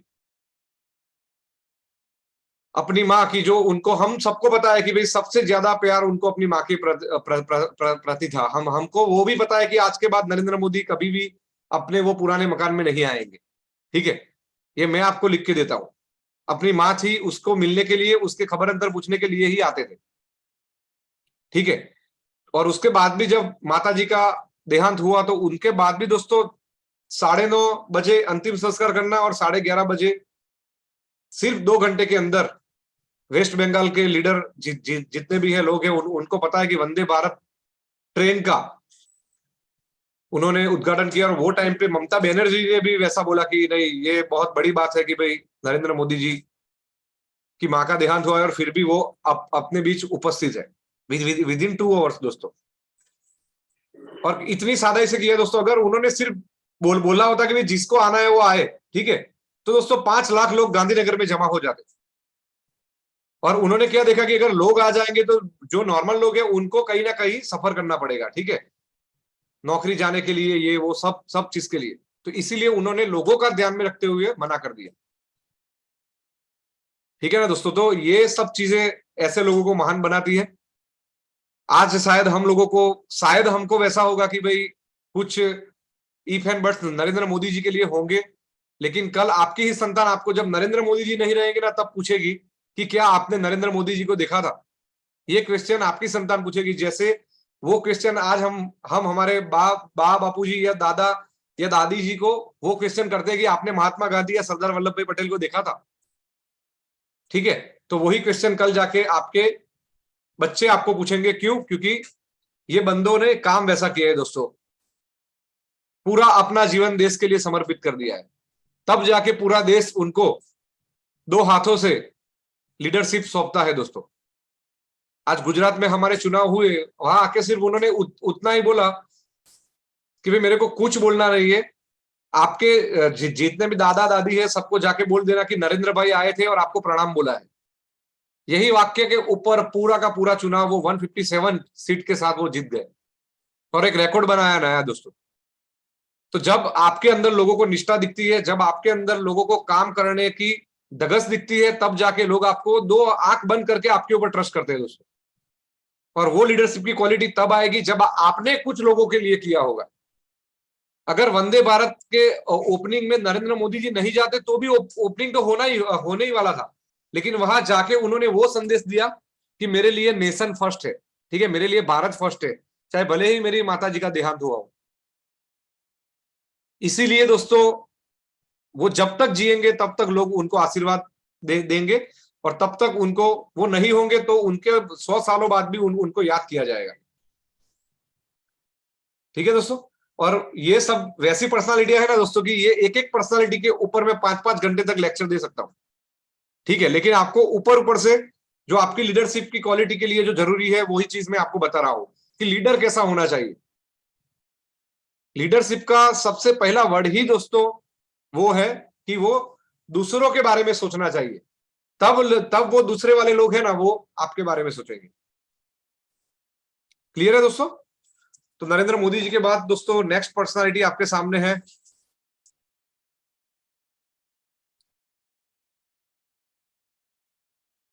इंडिया के बेस्ट बिजनेस टाइकून और पर्सनली मेरे फेवरेट, मैं इनको अपना गुरु मानता हूं बिजनेस में।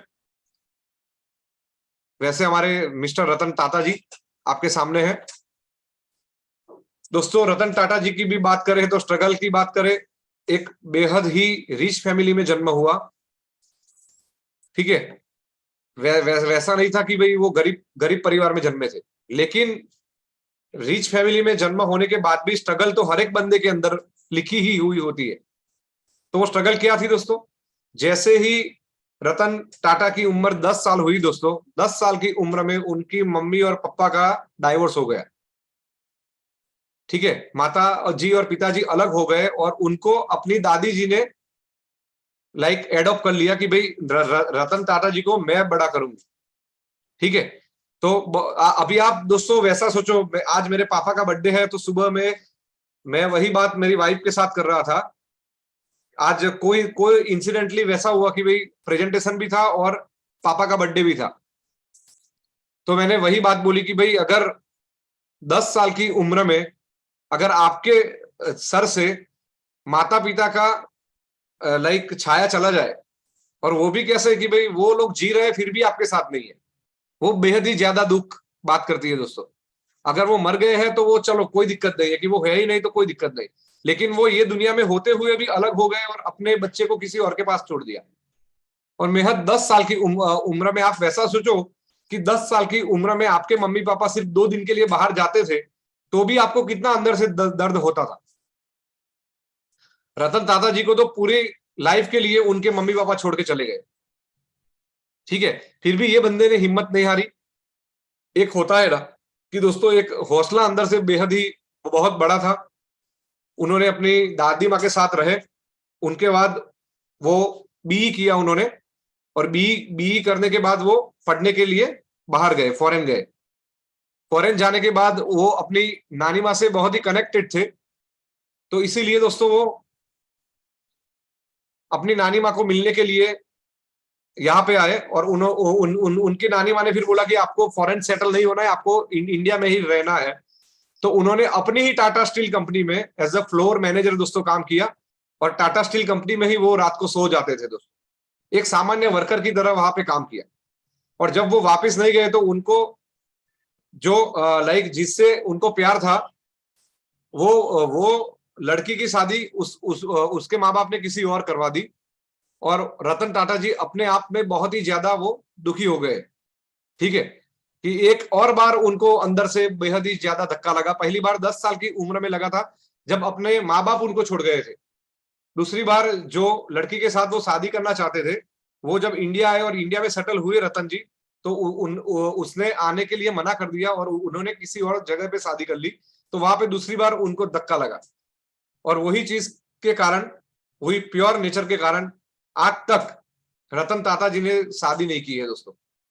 ठीक है, 2 बार लाइफ में वो टूटे, अपने आप से सामाजिक रिलेशन से वो टूट गए अंदर से, एक 10 साल की उम्र में, और दूसरा जब वो मैरिड होने वाले थे उससे पहले।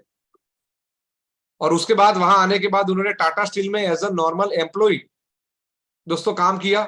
30 साल के बाद वो टाटा सन्स के चेयरमैन बने, और टाटा ग्रुप को एक बेहद ही नई ऊंचाई पर ले गए। और आज की तारीख में दोस्तों अगर टाटा ग्रुप 100 रुपया कमाता है, तो उसमें से 65 रुपीज चैरिटी कर देता है दोस्तों, इंडियन लोगों के लिए। ठीक है, इंडिया के लोगों के लिए 100 में से 65 रुपया डोनेट कर देते हैं। और रतन टाटा जी, क्योंकि वो मैरिड नहीं है, अपनी पूरी संपत्ति देश के नाम करके गए हैं, करके जाने वाले हैं। ठीक है, आज उनकी एज 82 ईयर है, और उसमें भी अगर कई कई बार मैं उनके आज के वीडियो देखता हूं तो बेहद दुख होता है दोस्तों, कि चलने की भी उनके अंदर ताकत नहीं रही है। फिर भी अभी 2 या 3 साल पहले आसाम में या गुवाहाटी में या वहां पे कुछ वैसा प्रोग्राम था, और वहां पे उन्होंने कैंसर हॉस्पिटल बनाई, लगभग 300 करोड़ के खर्चों के। तो अपना कमाया हुआ धन भी देश के लिए दे दिया। और दोस्तों आज तो टाटा ग्रुप के पास बहुत ज्यादा पैसा है, लेकिन जब देश आजाद हुआ ना दोस्तों, तब भी टाटा ग्रुप ने जो हमारे सैन्य को जो ट्रक चाहिए ना, ट्रक, वो ट्रक भी टाटा ग्रुप ने अपने टाटा कंपनी से फ्री ऑफ कॉस्ट में दिए थे दोस्तों। जब भी देश को जरूरत पड़ी है, ये ग्रुप सबसे पहले खड़ा रहा है। और इसीलिए जब वो देश के लिए खड़े रहे हैं, तो देश आज उनको बेहद ही रिस्पेक्ट की नजर से आज रतन टाटा जी को देख रहा है दोस्तों। तो रतन टाटा जी के एग्जाम्पल से आपको दोस्तों एक चीज माइंड में रखना है कि भाई आप चाहे भले ही आप अमीर घर में जन्मे हैं, आपके लाइफ में स्ट्रगल तो आने ही वाले हैं। जैसे उनके लाइफ में आए, 10 साल की उम्र में माता पिता का छाया चला गया, अपनी होने वाली पत्नी चली गई। ठीक है, फिर भी वो ऑड्स के सामने वो लड़े, और लड़ने के बाद दोस्तों एक कामयाबी पर तक जहां पे उनका गोल था वहां पे पहुंचे, और देश के लिए बहुत बड़ी सेवा की, और आज भी कर रहे हैं दोस्तों। आज मेरे या आपके खिस्से में 100 रुपया हो ना, तो किसी कोई अगर मांगने वाला बेगर्स भी सामने आता है, तो हम 10 रुपया देने के लिए भी हिचकिचाते हैं। ठीक है ना, तो 100 रुपये में से भी 65 रुपया अगर विदाउट कुछ सोचे लोगों को दान कर देना, समझिए इंडिया को दान कर देना, वो एक बहुत बेहद ही बड़ी बात है दोस्तों। ठीक है ना, तो रतन टाटा जी के जो जिंदगी है उससे आपको वही सीखना है कि आप भले ही बहुत बड़े आदमी हो जाओ, लेकिन आपका अल्टीमेट गोल जो होना चाहिए वो पैसा कमाने का नहीं होना चाहिए। पैसों के साथ साथ चैरिटी आपका गोल होना चाहिए। जैसे कि मैं पहले भी बता चुका हूं कि फिलान कंपनी का जो नाम है वो फिलांथ्रोपी शब्द से लिया गया है, और हर एक फिलानियन एक फिलांथ्रोपिस्ट होना चाहिए, चैरिटी करने वाला होना चाहिए। ठीक है ना, हमको अपने आप को सिर्फ अपने ड्रीम अचीव करने के लिए अपने आप को सिर्फ तैयार नहीं करना है, हमको दूसरों के ड्रीम अचीव करने के लिए अपने आप को तैयार करना है।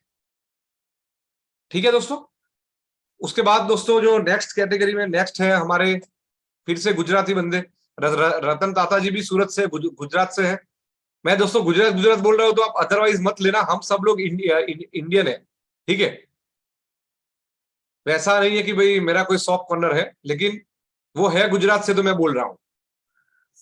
जो नेक्स्ट है वो है धीरू भाई अंबानी। आप इनको भी जानते हैं। रिलायंस ग्रुप जो देश का टॉप 3 में आने वाला ग्रुप है, ये भी एक दोस्तों, इनके एग्जाम्पल से आपको ये चीज समझनी है। ये दोस्तों एक जमाने में एक पेट्रोल पंप के ऊपर काम करते थे। पेट्रोल जो फील करते हैं ना, वो फीलर का काम करते थे।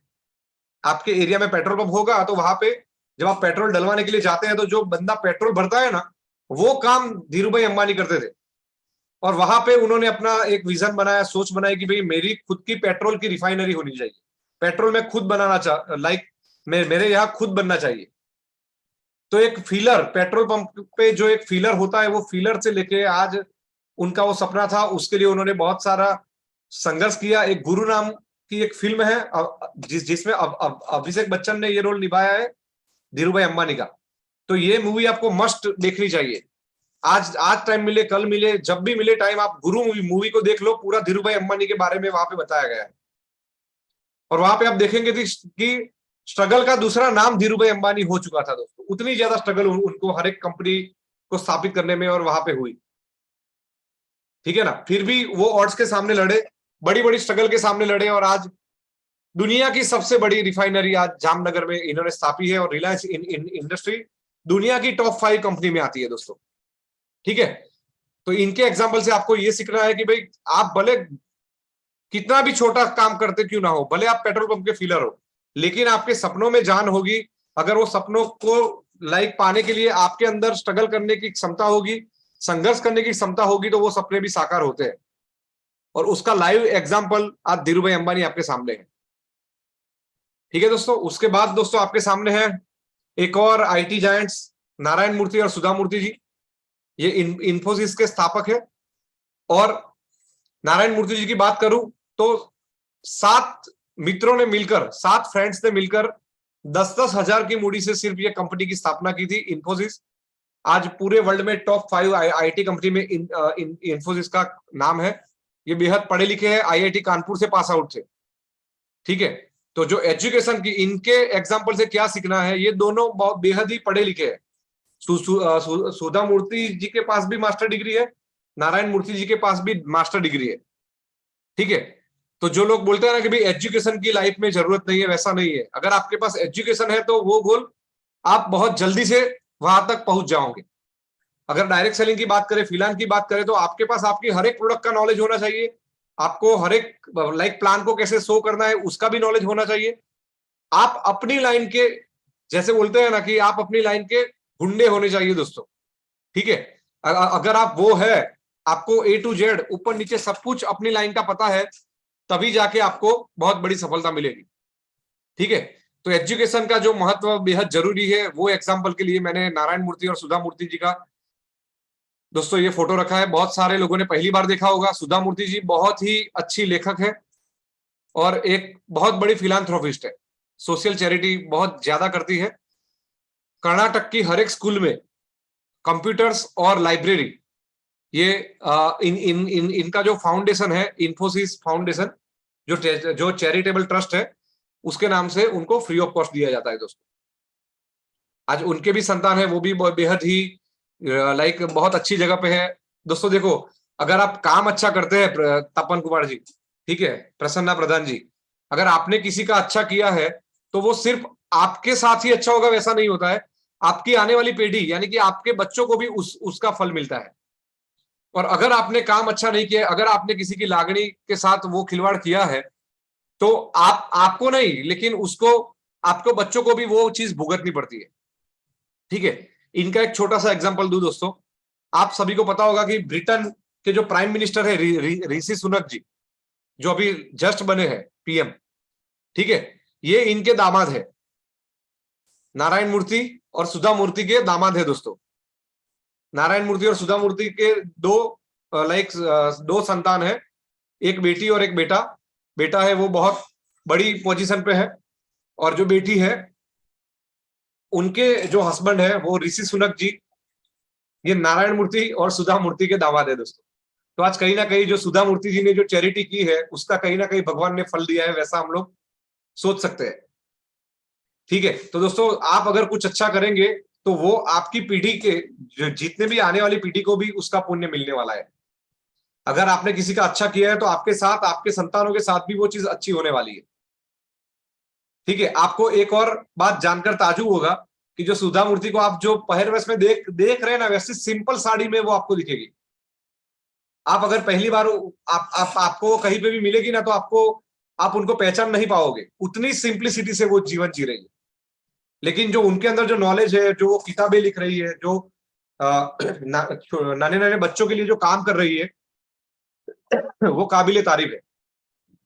एक फंक्शन था दोस्तों अभी जस्ट 3-4 साल पहले, नारायण मूर्ति का इन्फोसिस और रतन टाटा का टीसीएस कंपनी। ठीक है, ये दोनों एक दूसरे के जबरदस्त कंपटीटर है। लेकिन जब रतन टाटा जी को लाइफ टाइम अचीवमेंट अवार्ड देने वाला था, तब उनको देने वाले थे नारायण मूर्ति जी। तो नारायण मूर्ति जी ने उनको अवार्ड दे दिया और उसके बाद उनके चरण स्पर्श किए रतन टाटा जी के। तो ये लेवल की हम्बलनेस, वो भले ही कंपटीटर रहे लेकिन उन्होंने बहुत कुछ सीखा है। वो चीज को वो आज भी अपना गुरु मानते हैं, रतन टाटा जी को। ठीक है, और उनके चरण स्पर्श किए, तब पूरा इंडिया, पूरा बिजनेस वर्ल्ड खुशी के मारे सभी के लाइक आंखों में आंसू थे कि इतने बड़े कंपटीटर फिर भी उनको लाइफ टाइम अचीवमेंट अवार्ड दिया, और अवार्ड देने के बाद उनके चरण स्पर्श किए। जब आपके अंदर ये नारायण मूर्ति जैसी हम्बलनेस होगी, तब जाके आपको पूरा वर्ल्ड आपको पूजेगा दोस्तों। जब सुधा मूर्ति जैसी सिंप्लिसिटी होगी, तब जाके आपको पूरा वर्ल्ड पूजेगा। और भगवान जब इसका फल क्या दिया दोस्तों, कि भाई जो ब्रिटिश साम्राज्य ने हमारे पे सालों साल तक राज किया था, वही लोगों का मुखिया आज हमारा ही इंडियन है। ठीक है, ऋषि सुनक जी है। तो ये हमारे लिए भी एक प्राउड मोमेंट है दोस्तों, कि जो लोगों ने अपने पर राज किया था, वो लोगों पे राज करने वाला आज हमारा इंडियन है। और वो इंडियन भी कौन है? नारायण मूर्ति और सुधा मूर्ति के दामाद है दोस्तों, समझिए। तो ये सब चीजें दोस्तों, इसीलिए मैंने आपके सामने रखा कि भाई जब भगवान आप किसी का अच्छा करते हैं ना, तो भगवान आपके लिए सभी द्वार खुले कर देता है। उसके बाद दोस्तों आपके सामने है the big B, millionaire star Amitabh Bachchan. ठीक है, फिल्मी जगत से भी आप लोग जुड़े हुए हैं, तो आपको पता होगा कि अमिताभ बच्चन ने भी बहुत ज्यादा स्ट्रगल की है। जब वो अपना कैरियर बनाने के लिए मुंबई आए, यूपी से है अमिताभ बच्चन जी, और हरिवंश राय जी बच्चन जी जो थे उनके पुत्र है। तो ये जब ऑल इंडिया रेडियो में जब पहली बार ऑडिशन देने के लिए गए, रेडियो जॉकी के लिए, तो उनका जो वॉइस था वो बहुत ही झाड़ा वॉइस होने के कारण उनको रिजेक्ट किया गया था। और जब वो फिल्म के लिए ऑडिशन के लिए गए, तो उनकी हाइट के कारण, 6 फुट 2 इंच हाइट थी, और वो हाइट के कारण उनको फिल्म से भी रिजेक्ट किया गया था। लेकिन बार बार इतनी ज्यादा स्ट्रगल, अगर उनकी जगह पे कोई और होता तो फिर से वो बॉम्बे से यूपी चला गया होता, और कुछ करियाना वरियाना की दुकान करके बैठा होता। ठीक है ना? लेकिन उन्होंने हार नहीं मानी। उनका अल्टीमेट गोल था कि मेरे को एक्टर बनना है। ठीक है, तो उन्होंने वो चीज माइंड में रखी स्ट्रगल किया। जब उनको ब्रेक मिला 7 हिंदुस्तानी पिक्चर से, ठीक है, तो वहां पे उन्होंने अपनी कला का प्रदर्शन किया। उसके बाद आनंद पिक्चर में उन्होंने अपनी कला दिखाई लोगों को, और उसके बाद तो वो टॉप पे आ गए। 1 बाय 1 बहुत सारे पिक्चर किए और बहुत सारे पिक्चर हिट गए। हिट होने के बाद अमिताभ बच्चन को वैसा हुआ कि भाई चलो मैं अपनी खुद का प्रोडक्शन कंपनी खोलता हूं। तो एबीसी प्रोडक्शन करके उन्होंने खुद का कंपनी खोला, और वो कंपनी दोस्तों बहुत ज्यादा घाटे में चला गया। वहां तक चला गया कि अपना घर भी बेचने की नौबत आ गई। ठीक है, तो टॉप पे पहुंचने के बाद भी स्ट्रगल उनके पास आई दोस्तों। और स्ट्रगल वैसी आई कि भाई खाने पीने के भी उनको प्रॉब्लम होने का स्टार्ट हो गया। उनका भी एक वीडियो है धीरू भाई अंबानी के साथ, कि वो टाइम पे धीरू भाई अंबानी ने वैसा बोला था कि भाई तेरा जितना भी डेबिट है मैं क्लियर कर देता हूं। क्योंकि अमिताभ बच्चन और धीरू भाई अंबानी के पोते यानी कि सन अनिल अंबानी दोनों खास फ्रेंड थे। तो अनिल अंबानी के कहने पे उन्होंने वैसा बोला था कि भाई मैं पूरा तेरा डेबिट क्लियर कर देता हूं, अगर आप या मैं होते तो हम वो पैसा ले लेते। ठीक है, लेकिन बच्चन जी ने वो मना किया कि नहीं, आपने बोला वो आपका बड़कपन है, मैं आपका रिस्पेक्ट करता हूं, लेकिन मैं मेरी मेहनत करके ही आगे आऊंगा। उन्होंने फिर स्ट्रगल की दोस्तों, और आप देखो दोस्तों कि एक जमाने का बड़े पर्दे का बहुत बड़ा कलाकार, ठीक है, ऐसी नौबत आ गई कि घर बेचना पर आया, और बाद में जब वो पैसा कवर करने के लिए, वो डेबिट भरने के लिए बच्चन जी ने छोटे पर्दे पे आने का सोचा, और वो था कौन बनेगा करोड़पति शो। तो वो शो करने से पहले उनको भी माइंड में बहुत वैसा हुआ कि भाई मैं बहुत बड़े पर्दे का कलाकार था और मुझे अभी छोटा काम करना पड़ेगा, लेकिन उनको लगा वैसा कि नहीं, मेरा सेटबैक हुआ है तो मैं छोटे पर्दे पे भी मेरी जो काबिलियत है वो काबिलियत का यूज करके वहां पे भी मैं अच्छा काम करूंगा। तो जैसे कि हमारे यहाँ कैसा होता है कि लीडर कोई एक पोजीशन पे पहुंच जाता है, उसके बाद बोलता है कि मैं तो प्लान नहीं करूंगा, मैं तो सिर्फ टीम मैनेज करूंगा, ठीक है, मैं प्रोडक्ट नहीं बेचूंगा, होता है ना। तो दोस्तों ये इसी बात के लिए मैंने ये एग्जांपल आपके सामने रखा है कि भाई अमिताभ बच्चन एक जमाने के सुपरस्टार थे। एबीसी कंपनी करने के कारण वो डेबिट में आ गए, और डेबिट में आने के बाद छोटे से छोटा काम, एक छोटे से टेलीविजन पे काम करना उन्होंने स्टार्ट किया। केबीसी शो बेहद ही सक्सेसफुल रहा और उनका जो डेबिट था वो भी पूरा हो गया। आज उनके पास बेहद ज्यादा प्रॉपर्टी है, पैसे है, लेकिन फिर भी केबीसी को वो भूलते नहीं है। आज अपनी जिंदगी के लास्ट कुछ साल उनके बाकी है, फिर भी दोस्तों वो केबीसी के लिए काम कर रहे हैं, क्योंकि उनके अंदर वो है कि भाई ये शो ने, ये कंपनी ने मेरे को बहुत कुछ आगे लेके गई है, और इसके साथ मेरा, इसके कारण मैं यहाँ पे हूं, आज मेरा डेबिट कम हुआ था, ठीक है। और हमारे यहाँ क्या होता है दोस्तों कि भाई फिलहाल से लाखों करोड़ों रुपए कमाने के बाद भी जब लीडर के अंदर वो अभिमान आ जाता है, तब कोई और जगह पे चला जाता है तो वैसा बोलता है कि भाई मेरे कारण फिलहाल चल रही थी, ठीक है, मैंने फिलहाल चलाई थी। वैसा नहीं होता है दोस्तों। आप देखो बिग बी जैसे बड़े लोग अपनी जो कंपनी से वो आगे आए हैं, वो कंपनी को लाइक आज भी रिस्पेक्ट कर रहे हैं कि भाई वो अभी उनको पैसे की कोई जरूरत नहीं है दोस्तों, समझिए। पूरा फैमिली आने वाली 10 पीढ़ी तक कुछ ना करे ना तो भी उतने पैसे है, फिर भी जो चीज से वो आगे आए थे तो वो चीज को आज भी वो छोड़ नहीं रहे हैं दोस्तों। ये चीज इनसे सीखनी है, इसीलिए इनका एग्जाम्पल मैंने रखा है। हम हमारे अंदर कुछ पैसा कमाने के बाद अंदर एक चीज, एक अभिमान जैसा आ जाता है कि भाई मैं ये नहीं करूंगा, मैं वो नहीं करूंगा, ठीक है। तो आप देखो कि बड़े पर्दे से सीधा छोटे पर्दे में भी बच्चन ने काम किया, और आज छोटे पर्दे पे भी सक्सेस होने के बावजूद भी, करोड़ों रुपया होने के बावजूद भी आज छोटे पर्दे पे काम कर रहे हैं वो।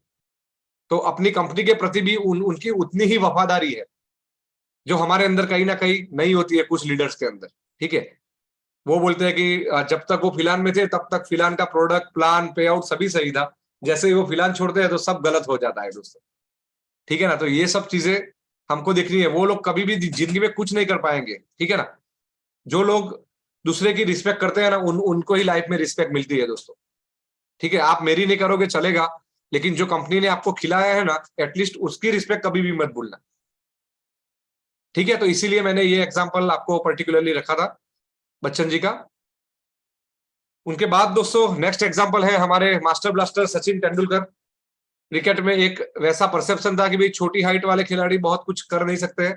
वो परसेप्शन को इन्होंने पूरा गलत साबित कर दिया, और आज उनको क्रिकेट का भगवान माना जाता है दोस्तों, ठीक है। उतने सारे रन, उतने सारे रिकॉर्ड सचिन तेंदुलकर के नाम पे है।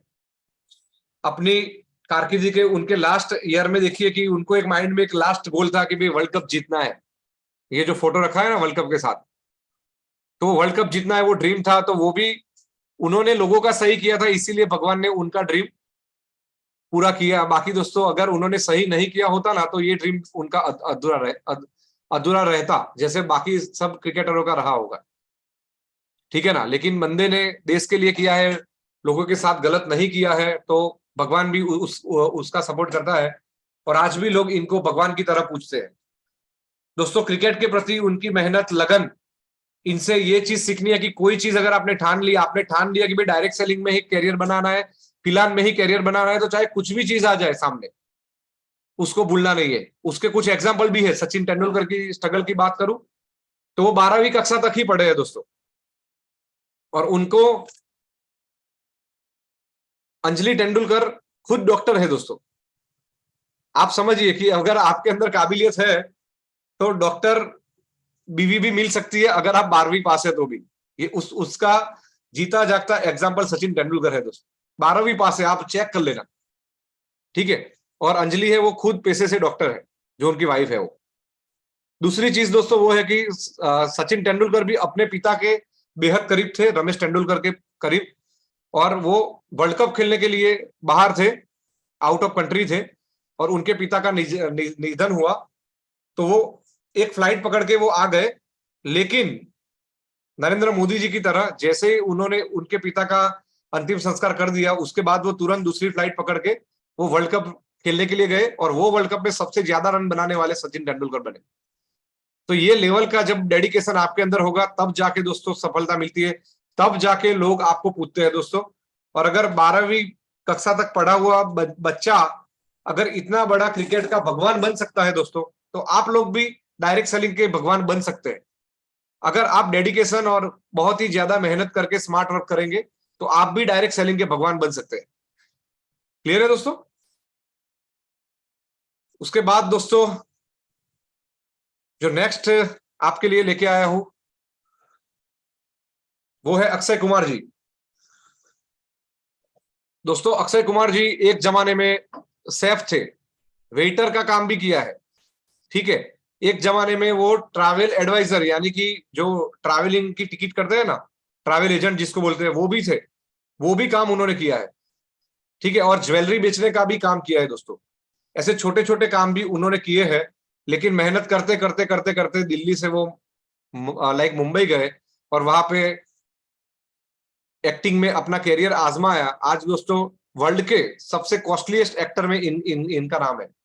एक जमाने में दोस्तों देखो कि एक वेटर थे, ठीक है, सेफ थे, वो जमाने से बंदे ने स्ट्रगल करते करते करते करते एक्टर बना, और एक्टर में भी आज वैसा एक्टर है कि पूरे वर्ल्ड में सबसे ज्यादा चार्ज करते हैं एक पिक्चर का,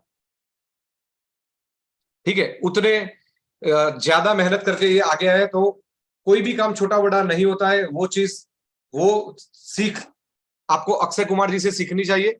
और आपके गोल अगर बड़े हैं, तो भले आज आप छोटा काम कर रहे हैं, लेकिन अगर आपके गोल बड़े हैं, आपका माइंडसेट क्लियर है, तो कल जाके आपके गोल 100% हासिल होंगे। उसके बाद दोस्तों आप सभी को पता है कि लीडरशिप की बात हो और हम MS धोनी की बात ना करें, तो वो सेशन अधूरा रहता है। झारखंड के एक छोटे से गांव से, गरीब परिवार से आए महेंद्र सिंह धोनी, कैप्टन कूल के नाम से जाने जाते हैं, और अपनी लीडरशिप के कारण बड़ी बड़ी यूनिवर्सिटी में आज इनको पढ़ा जाता है। एक जमाने में दोस्तों ये टीटी, टिकट चेकर का काम करते थे, ठीक है, ट्रेन में।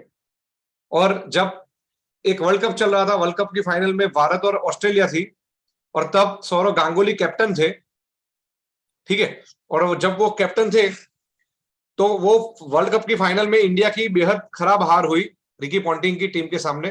तब ये टेलीविजन के ऊपर ये टीसी थे, और ये टेलीविजन के ऊपर मैच को देखे थे, और वो दिन उनको स्पार्क हुआ, जो स्पार्क की मैंने बात की ना पहले, वो स्पार्क हो गया कि भाई कुछ भी चाहे क्यों ना हो जाए, चाहे मैं गरीब हूं, कुछ भी हूं, लेकिन मुझे टीम इंडिया में सिलेक्ट होना है, और जो मेरी स्किल है बैटिंग की, लीडरशिप की, कीपिंग की, उसके बदौलत मेरे को इंडिया को वर्ल्ड कप जीतना है।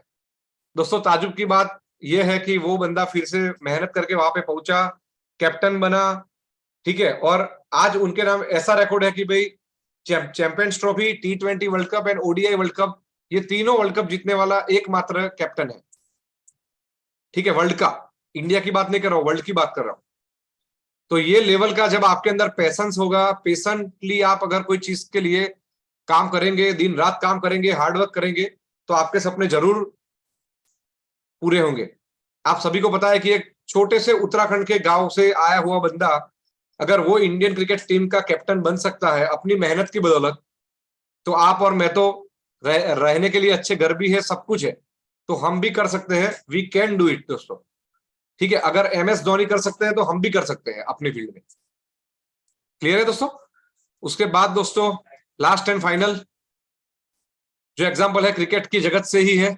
विराट कोहली का एग्जाम्पल लेने के पीछे एक बहुत बड़ी वजह है दोस्तों। विराट कोहली, आपने देखा होगा कि अपने शुरुआत के ईयर में जब आए, तब वो बेहद एग्रेसिव थे। अगर कुछ उनको कोई बोल दे, तो वो सामने गाली बोल देते थे, कुछ भी, ठीक है, जल्दी गुस्सा हो जाते थे, ठीक है, क्योंकि सफलता उनको पहले दिन से मिलना स्टार्ट हो चुकी थी। जब हम नेटवर्क मार्केटिंग में जाए, और पहले ही कुछ 10-15 दिन में हमारी 50-100 लोगों की टीम हो जाए, तो हमारे अंदर एक एटीट्यूड हो जाता है, ठीक है।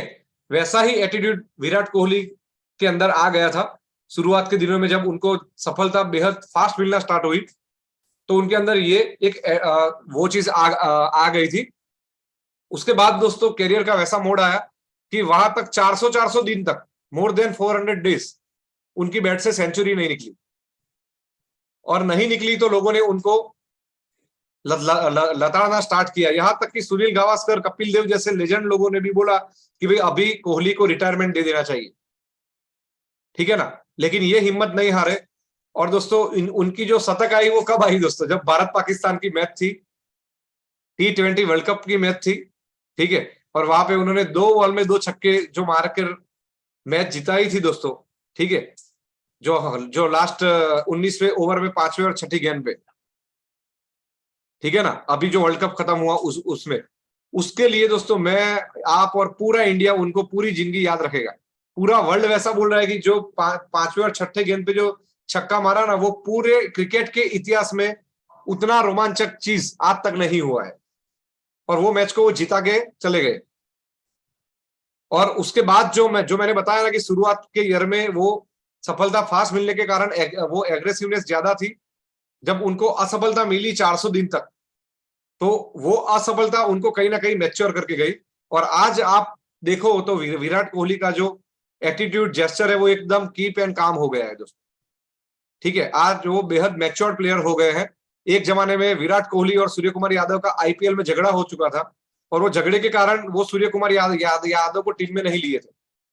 आज वही सूर्य कुमार यादव ने कल या परसों शतक लगाया, तो सबसे पहले ट्वीट रखने वाले विराट कोहली ही थे, ठीक है। जब आप अपने डाउन लाइन की, जब कोई सफलता प्राप्त करता है, तो उसको आगे आने में जब आप उसको बैक करते हैं, तब आपको आपकी डाउन लाइन और पूरा संसार आपको एक एज ए लीडर की तरह दिखता है, और आपको एक सफल बंदा मानता है। क्योंकि दोस्तों सिर्फ पैसा कमाना बड़ी बात नहीं है, पैसे के साथ साथ वैल्यू कमाना, इज्जत कमाना, वो सबसे बड़ी बात है, ठीक है। तो वो चीज जो मैंने बताई, ये भी विराट कोहली के पापा भी जब एक्सपायर्ड जब हो गए थे, तब ये रणजी ट्रॉफी का कोई मैच खेल रहे थे, तो उन्होंने भी वो अंतिम संस्कार के लिए भी वो नहीं गए थे, ठीक है। और उन्होंने मैच चालू रखा था। और उनकी माताजी ने एक इंटरव्यू में दोस्तों वैसा बोला था कि विराट कोहली इसीलिए मैच खेले क्योंकि उनके पापा का एम था, उनके पापा का सपना था कि विराट कोहली इंडिया के लिए खेले। और आज भी विराट कोहली जब खेलते हैं तो वो आज भी बोलते हैं कि वो अपने पापा का ड्रीम सही करने के लिए ही क्रिकेट खेलते हैं, ठीक है।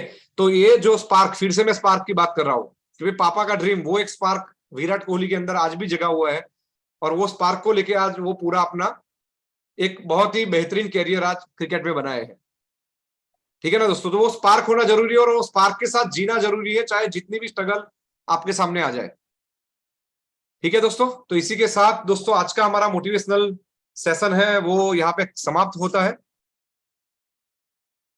ठीक है। और दोस्तों जैसे कि मैंने आपको पहले भी बताया था आज के सेशन में कि आज एक बेहद अच्छा सरप्राइज आप लोगों के लिए मैं लेके आऊंगा।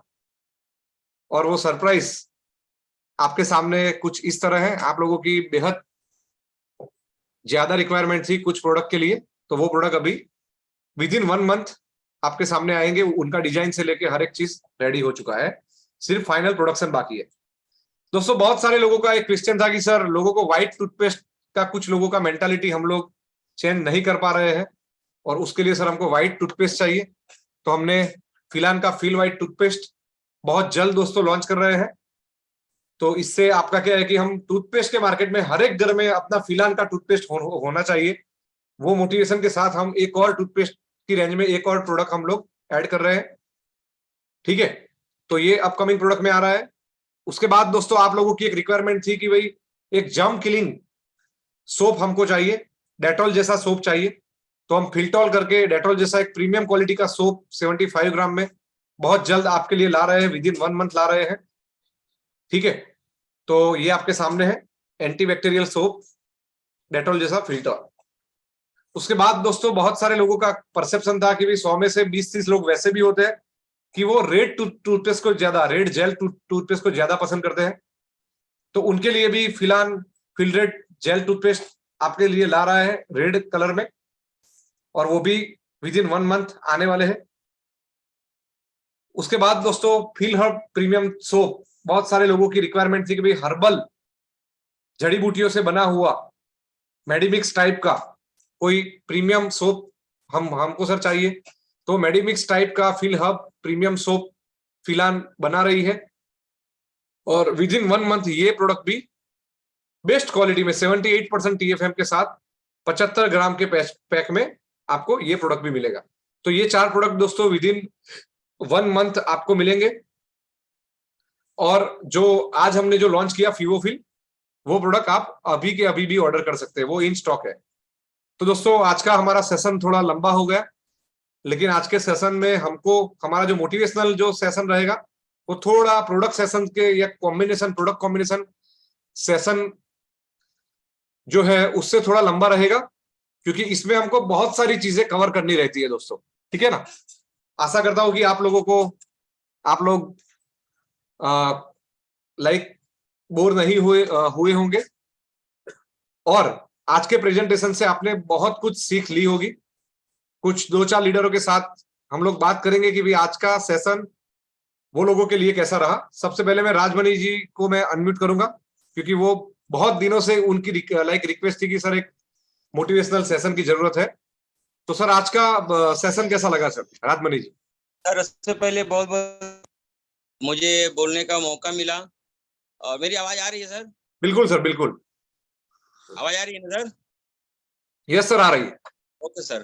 तो पहली बात तो ये मीटिंग जितने सारे लोगों ने हमारे फिलहाल के डिस्ट्रीब्यूटर अटेंड किए, उन सभी को मैं पहले एक बधाई देना चाहूंगा कि इस मीटिंग को अटेंड करने के बाद अगर सीनियर और जूनियर अगर आपके इस सेशन से कुछ समझ सके होंगे, तो मैं चाहूंगा कि ऐसे लेसन बार बार हो, और जिन जूनियर और सीनियर दोनों जन के लिए बहुत बड़ी सीख आपने दिया है, जो फ्यूचर में फिलहाल के लिए बहुत ही सक्सेसफुल होगा।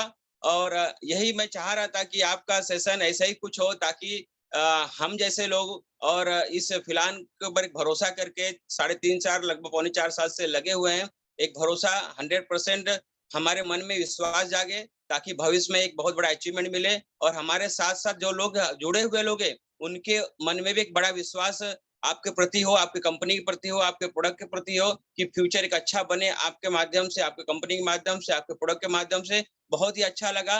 ये सेशन ऐसे बार-बार होना चाहिए, लगातार होना चाहिए। और एक रिक्वेस्ट करूँगा, जैसे आपने आज इस तरह सेशन लेके हम सबको साबित कर दिया कि बहुत बड़े आप मोटिवेशनल क्या बोलते हैं ट्रेनर भी हैं, और लोगों को बाँध के रखने की आपके अंदर काबिलियत है, ये समझ में आ रहा है मुझे। और यही एक रिक्वेस्ट रहेगा कि बीच-बीच आप ऐसे ही लीडर लोगों से, चाहे छोटा लीडर हो, बड़ा लीडर हो, अगर उसको कुछ करने के जज़्बा है फिलहाल के माध्यम से, तो उसको प्लीज़ कॉन्टैक्ट करके थोड़ा-सा फ़ोन करके उनसे मोटिवेट करें, और सबसे कॉन्टैक्ट में रहें। जय हिंद, जय फिलहाल, धन्यवाद। Thank you Rajmani ji.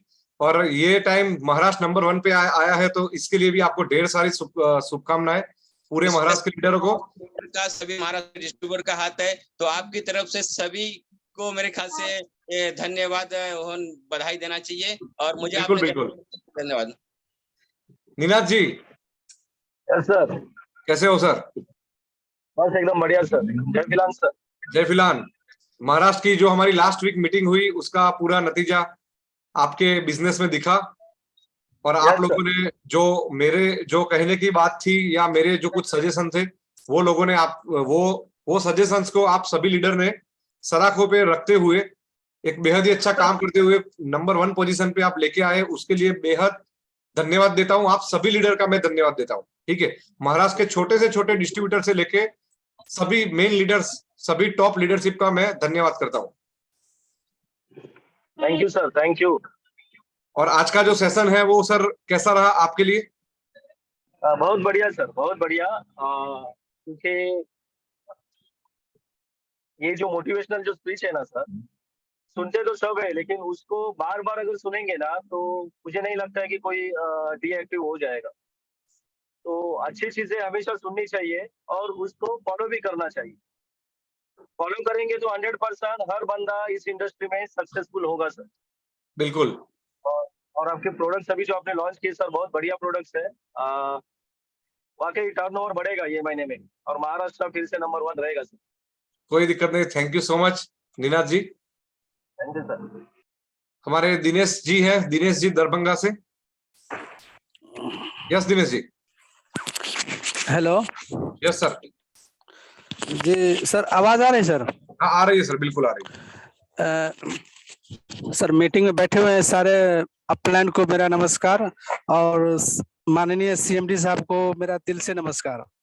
Thank you sir. Sir मैं दिनेश कुमार चौधरी दरभंगा से बिलोंग करता हूं, और मेरी आईडी 2019 में ही लगा था। मेरे जस्ट अपलाइन राजा राम महतो है, लेकिन गाइडलाइन नासिर आलम सर के गाइडलाइन में मैं काम कर रहा हूँ। जी सर। अच्छे एनर्जेटिक लीडर है नासिर सर, और हम लोग कंटिन्यू काम कर रहे हैं दरभंगा डिस्ट्रिक्ट में। सर कुछ मेरे तरफ से एडवाइस है कि प्रोडक्ट के मामले में, अब जैसे बॉडी लोशन है, तो बॉडी लोशन में सर उसका जो पैकेजिंग है, तो उसकी पैकेजिंग जो डिब्बा है बहुत टाइट है वो सर।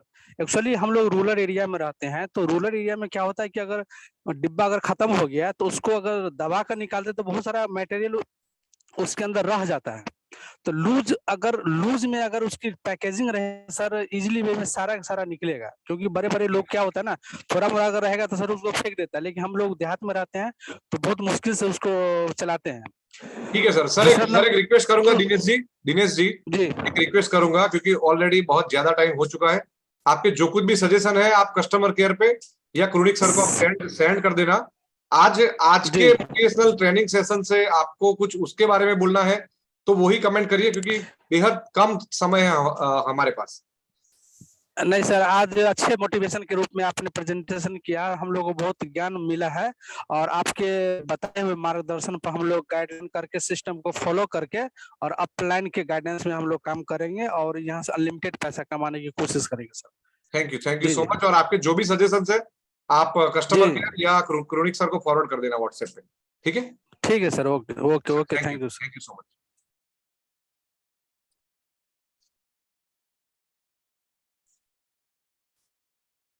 और sir Dashrath Mato ji. Yes sir. जय फिलहाल सर, झारखंड को भी हमको टॉप 3 में लाना है सर। कंपटीशन में आना चाहिए। टॉप 3 नहीं आने वाला, टॉप 1 में आगा सर। बस कंपनी जिस तरीके से आप सर जिस तरीके का अभी हम लोग को मोटिवेट किए, निश्चित रूप से सर नंबर 1 में हम लोग भी आएंगे बहुत जल्द, ये उम्मीद है। सर वो कुछ स्टार्ट हो गया है, हमको लगता है सर आप भी जरूर देख पा रहे होंगे कि कोशिश में है, अच्छा करेंगे। और आज का सर सेशन बहुत ही शानदार रहा, और सर आपका मोटिवेट तो गजब का है। यहाँ कुछ बोलने की जरूरत ही नहीं है, बस फॉलो करना है सर, ज्यादा कुछ नहीं सर। जिसको ब्लाइंड विश्वास कहते हैं ना, वो करने की आवश्यकता है। और मैं तो पूरी दुनिया से ये कहना चाहूंगा, आज की जो सेशन में होंगे उनसे भी मेरा आग्रह है कि दिल से मैं ये कह रहा हूँ, आप कभी भी ऐसे सीएमडी को नहीं देखे होंगे जो हमारे बीच बिल्कुल एक ईमानदारी को लेते हुए, बिल्कुल एक ऐसा नहीं कि सीएमडी काम कर रहे हैं, बिल्कुल एक आम व्यक्ति हम लोगों के लिए सोच रहे हैं। तो जाहिर सी बात है बहुत बड़ा होना है यहाँ। बस सर समय नहीं लेंगे क्योंकि समय हो गया है। बस इसी शुभकामना के साथ कि आने वाला दिन में फिलहाल पूरे इंडिया नहीं पूरे वर्ल्ड में नंबर 1 आएगा। धन्यवाद सर, थैंक यू। जय फिलहाल। Thank you so much Dashrath ji. और दोस्तों आप लोगों से फिर से रिक्वेस्ट है, आज का पूरा रिकॉर्डेड सेशन हम YouTube पे रखने वाले हैं, तो जितने भी लोग शायद कोई काम से अगर नहीं आ पाए हैं मीटिंग में, तो उनको आप फॉरवर्ड कर सकते हैं। और आप भी ये वीडियो को बारी बारी से जब भी आपको टाइम मिले तो आप देखिए, ये रिकॉर्डिंग को देखिए। इससे आपको एक बेहद ही अलग लेवल का एक मोटिवेशन मिलेगा, और जिससे आपको गोल को हासिल करने में एक एनर्जी मिलेगी, एक शक्ति मिलेगी, एक ताकत मिलेगी दोस्तों। इसी बात के साथ दोस्तों आज का सेशन हम यहाँ पे समाप्त करते हैं। बहुत जल्द हम प्रोडक्ट कॉम्बिनेशन का नेक्स्ट तीसरा सेशन लेके यही महीने में आने वाले हैं, और उसके लिए आपको बहुत जल्दी से उसके लिए अवगत किया जाएगा। तो उसमें भी मैक्सिमम लोगों को आप लेके आइए। प्रोडक्ट नॉलेज हमारे बिजनेस में डायरेक्ट सेलिंग में सक्सेस होने के लिए बेहद जरूरी है, तो वो चीज भी आप दोस्तों माइंड में रखते हुए मैक्सिमम लोगों को आप जूम मीटिंग में लेके आइए। ठीक है? तो दोस्तों आज के लिए इतना ही। बहुत जल्द एक प्रोडक्ट ट्रेनिंग सेशन के साथ फिर से मिलेंगे। तब तक के लिए जय फिलहाल।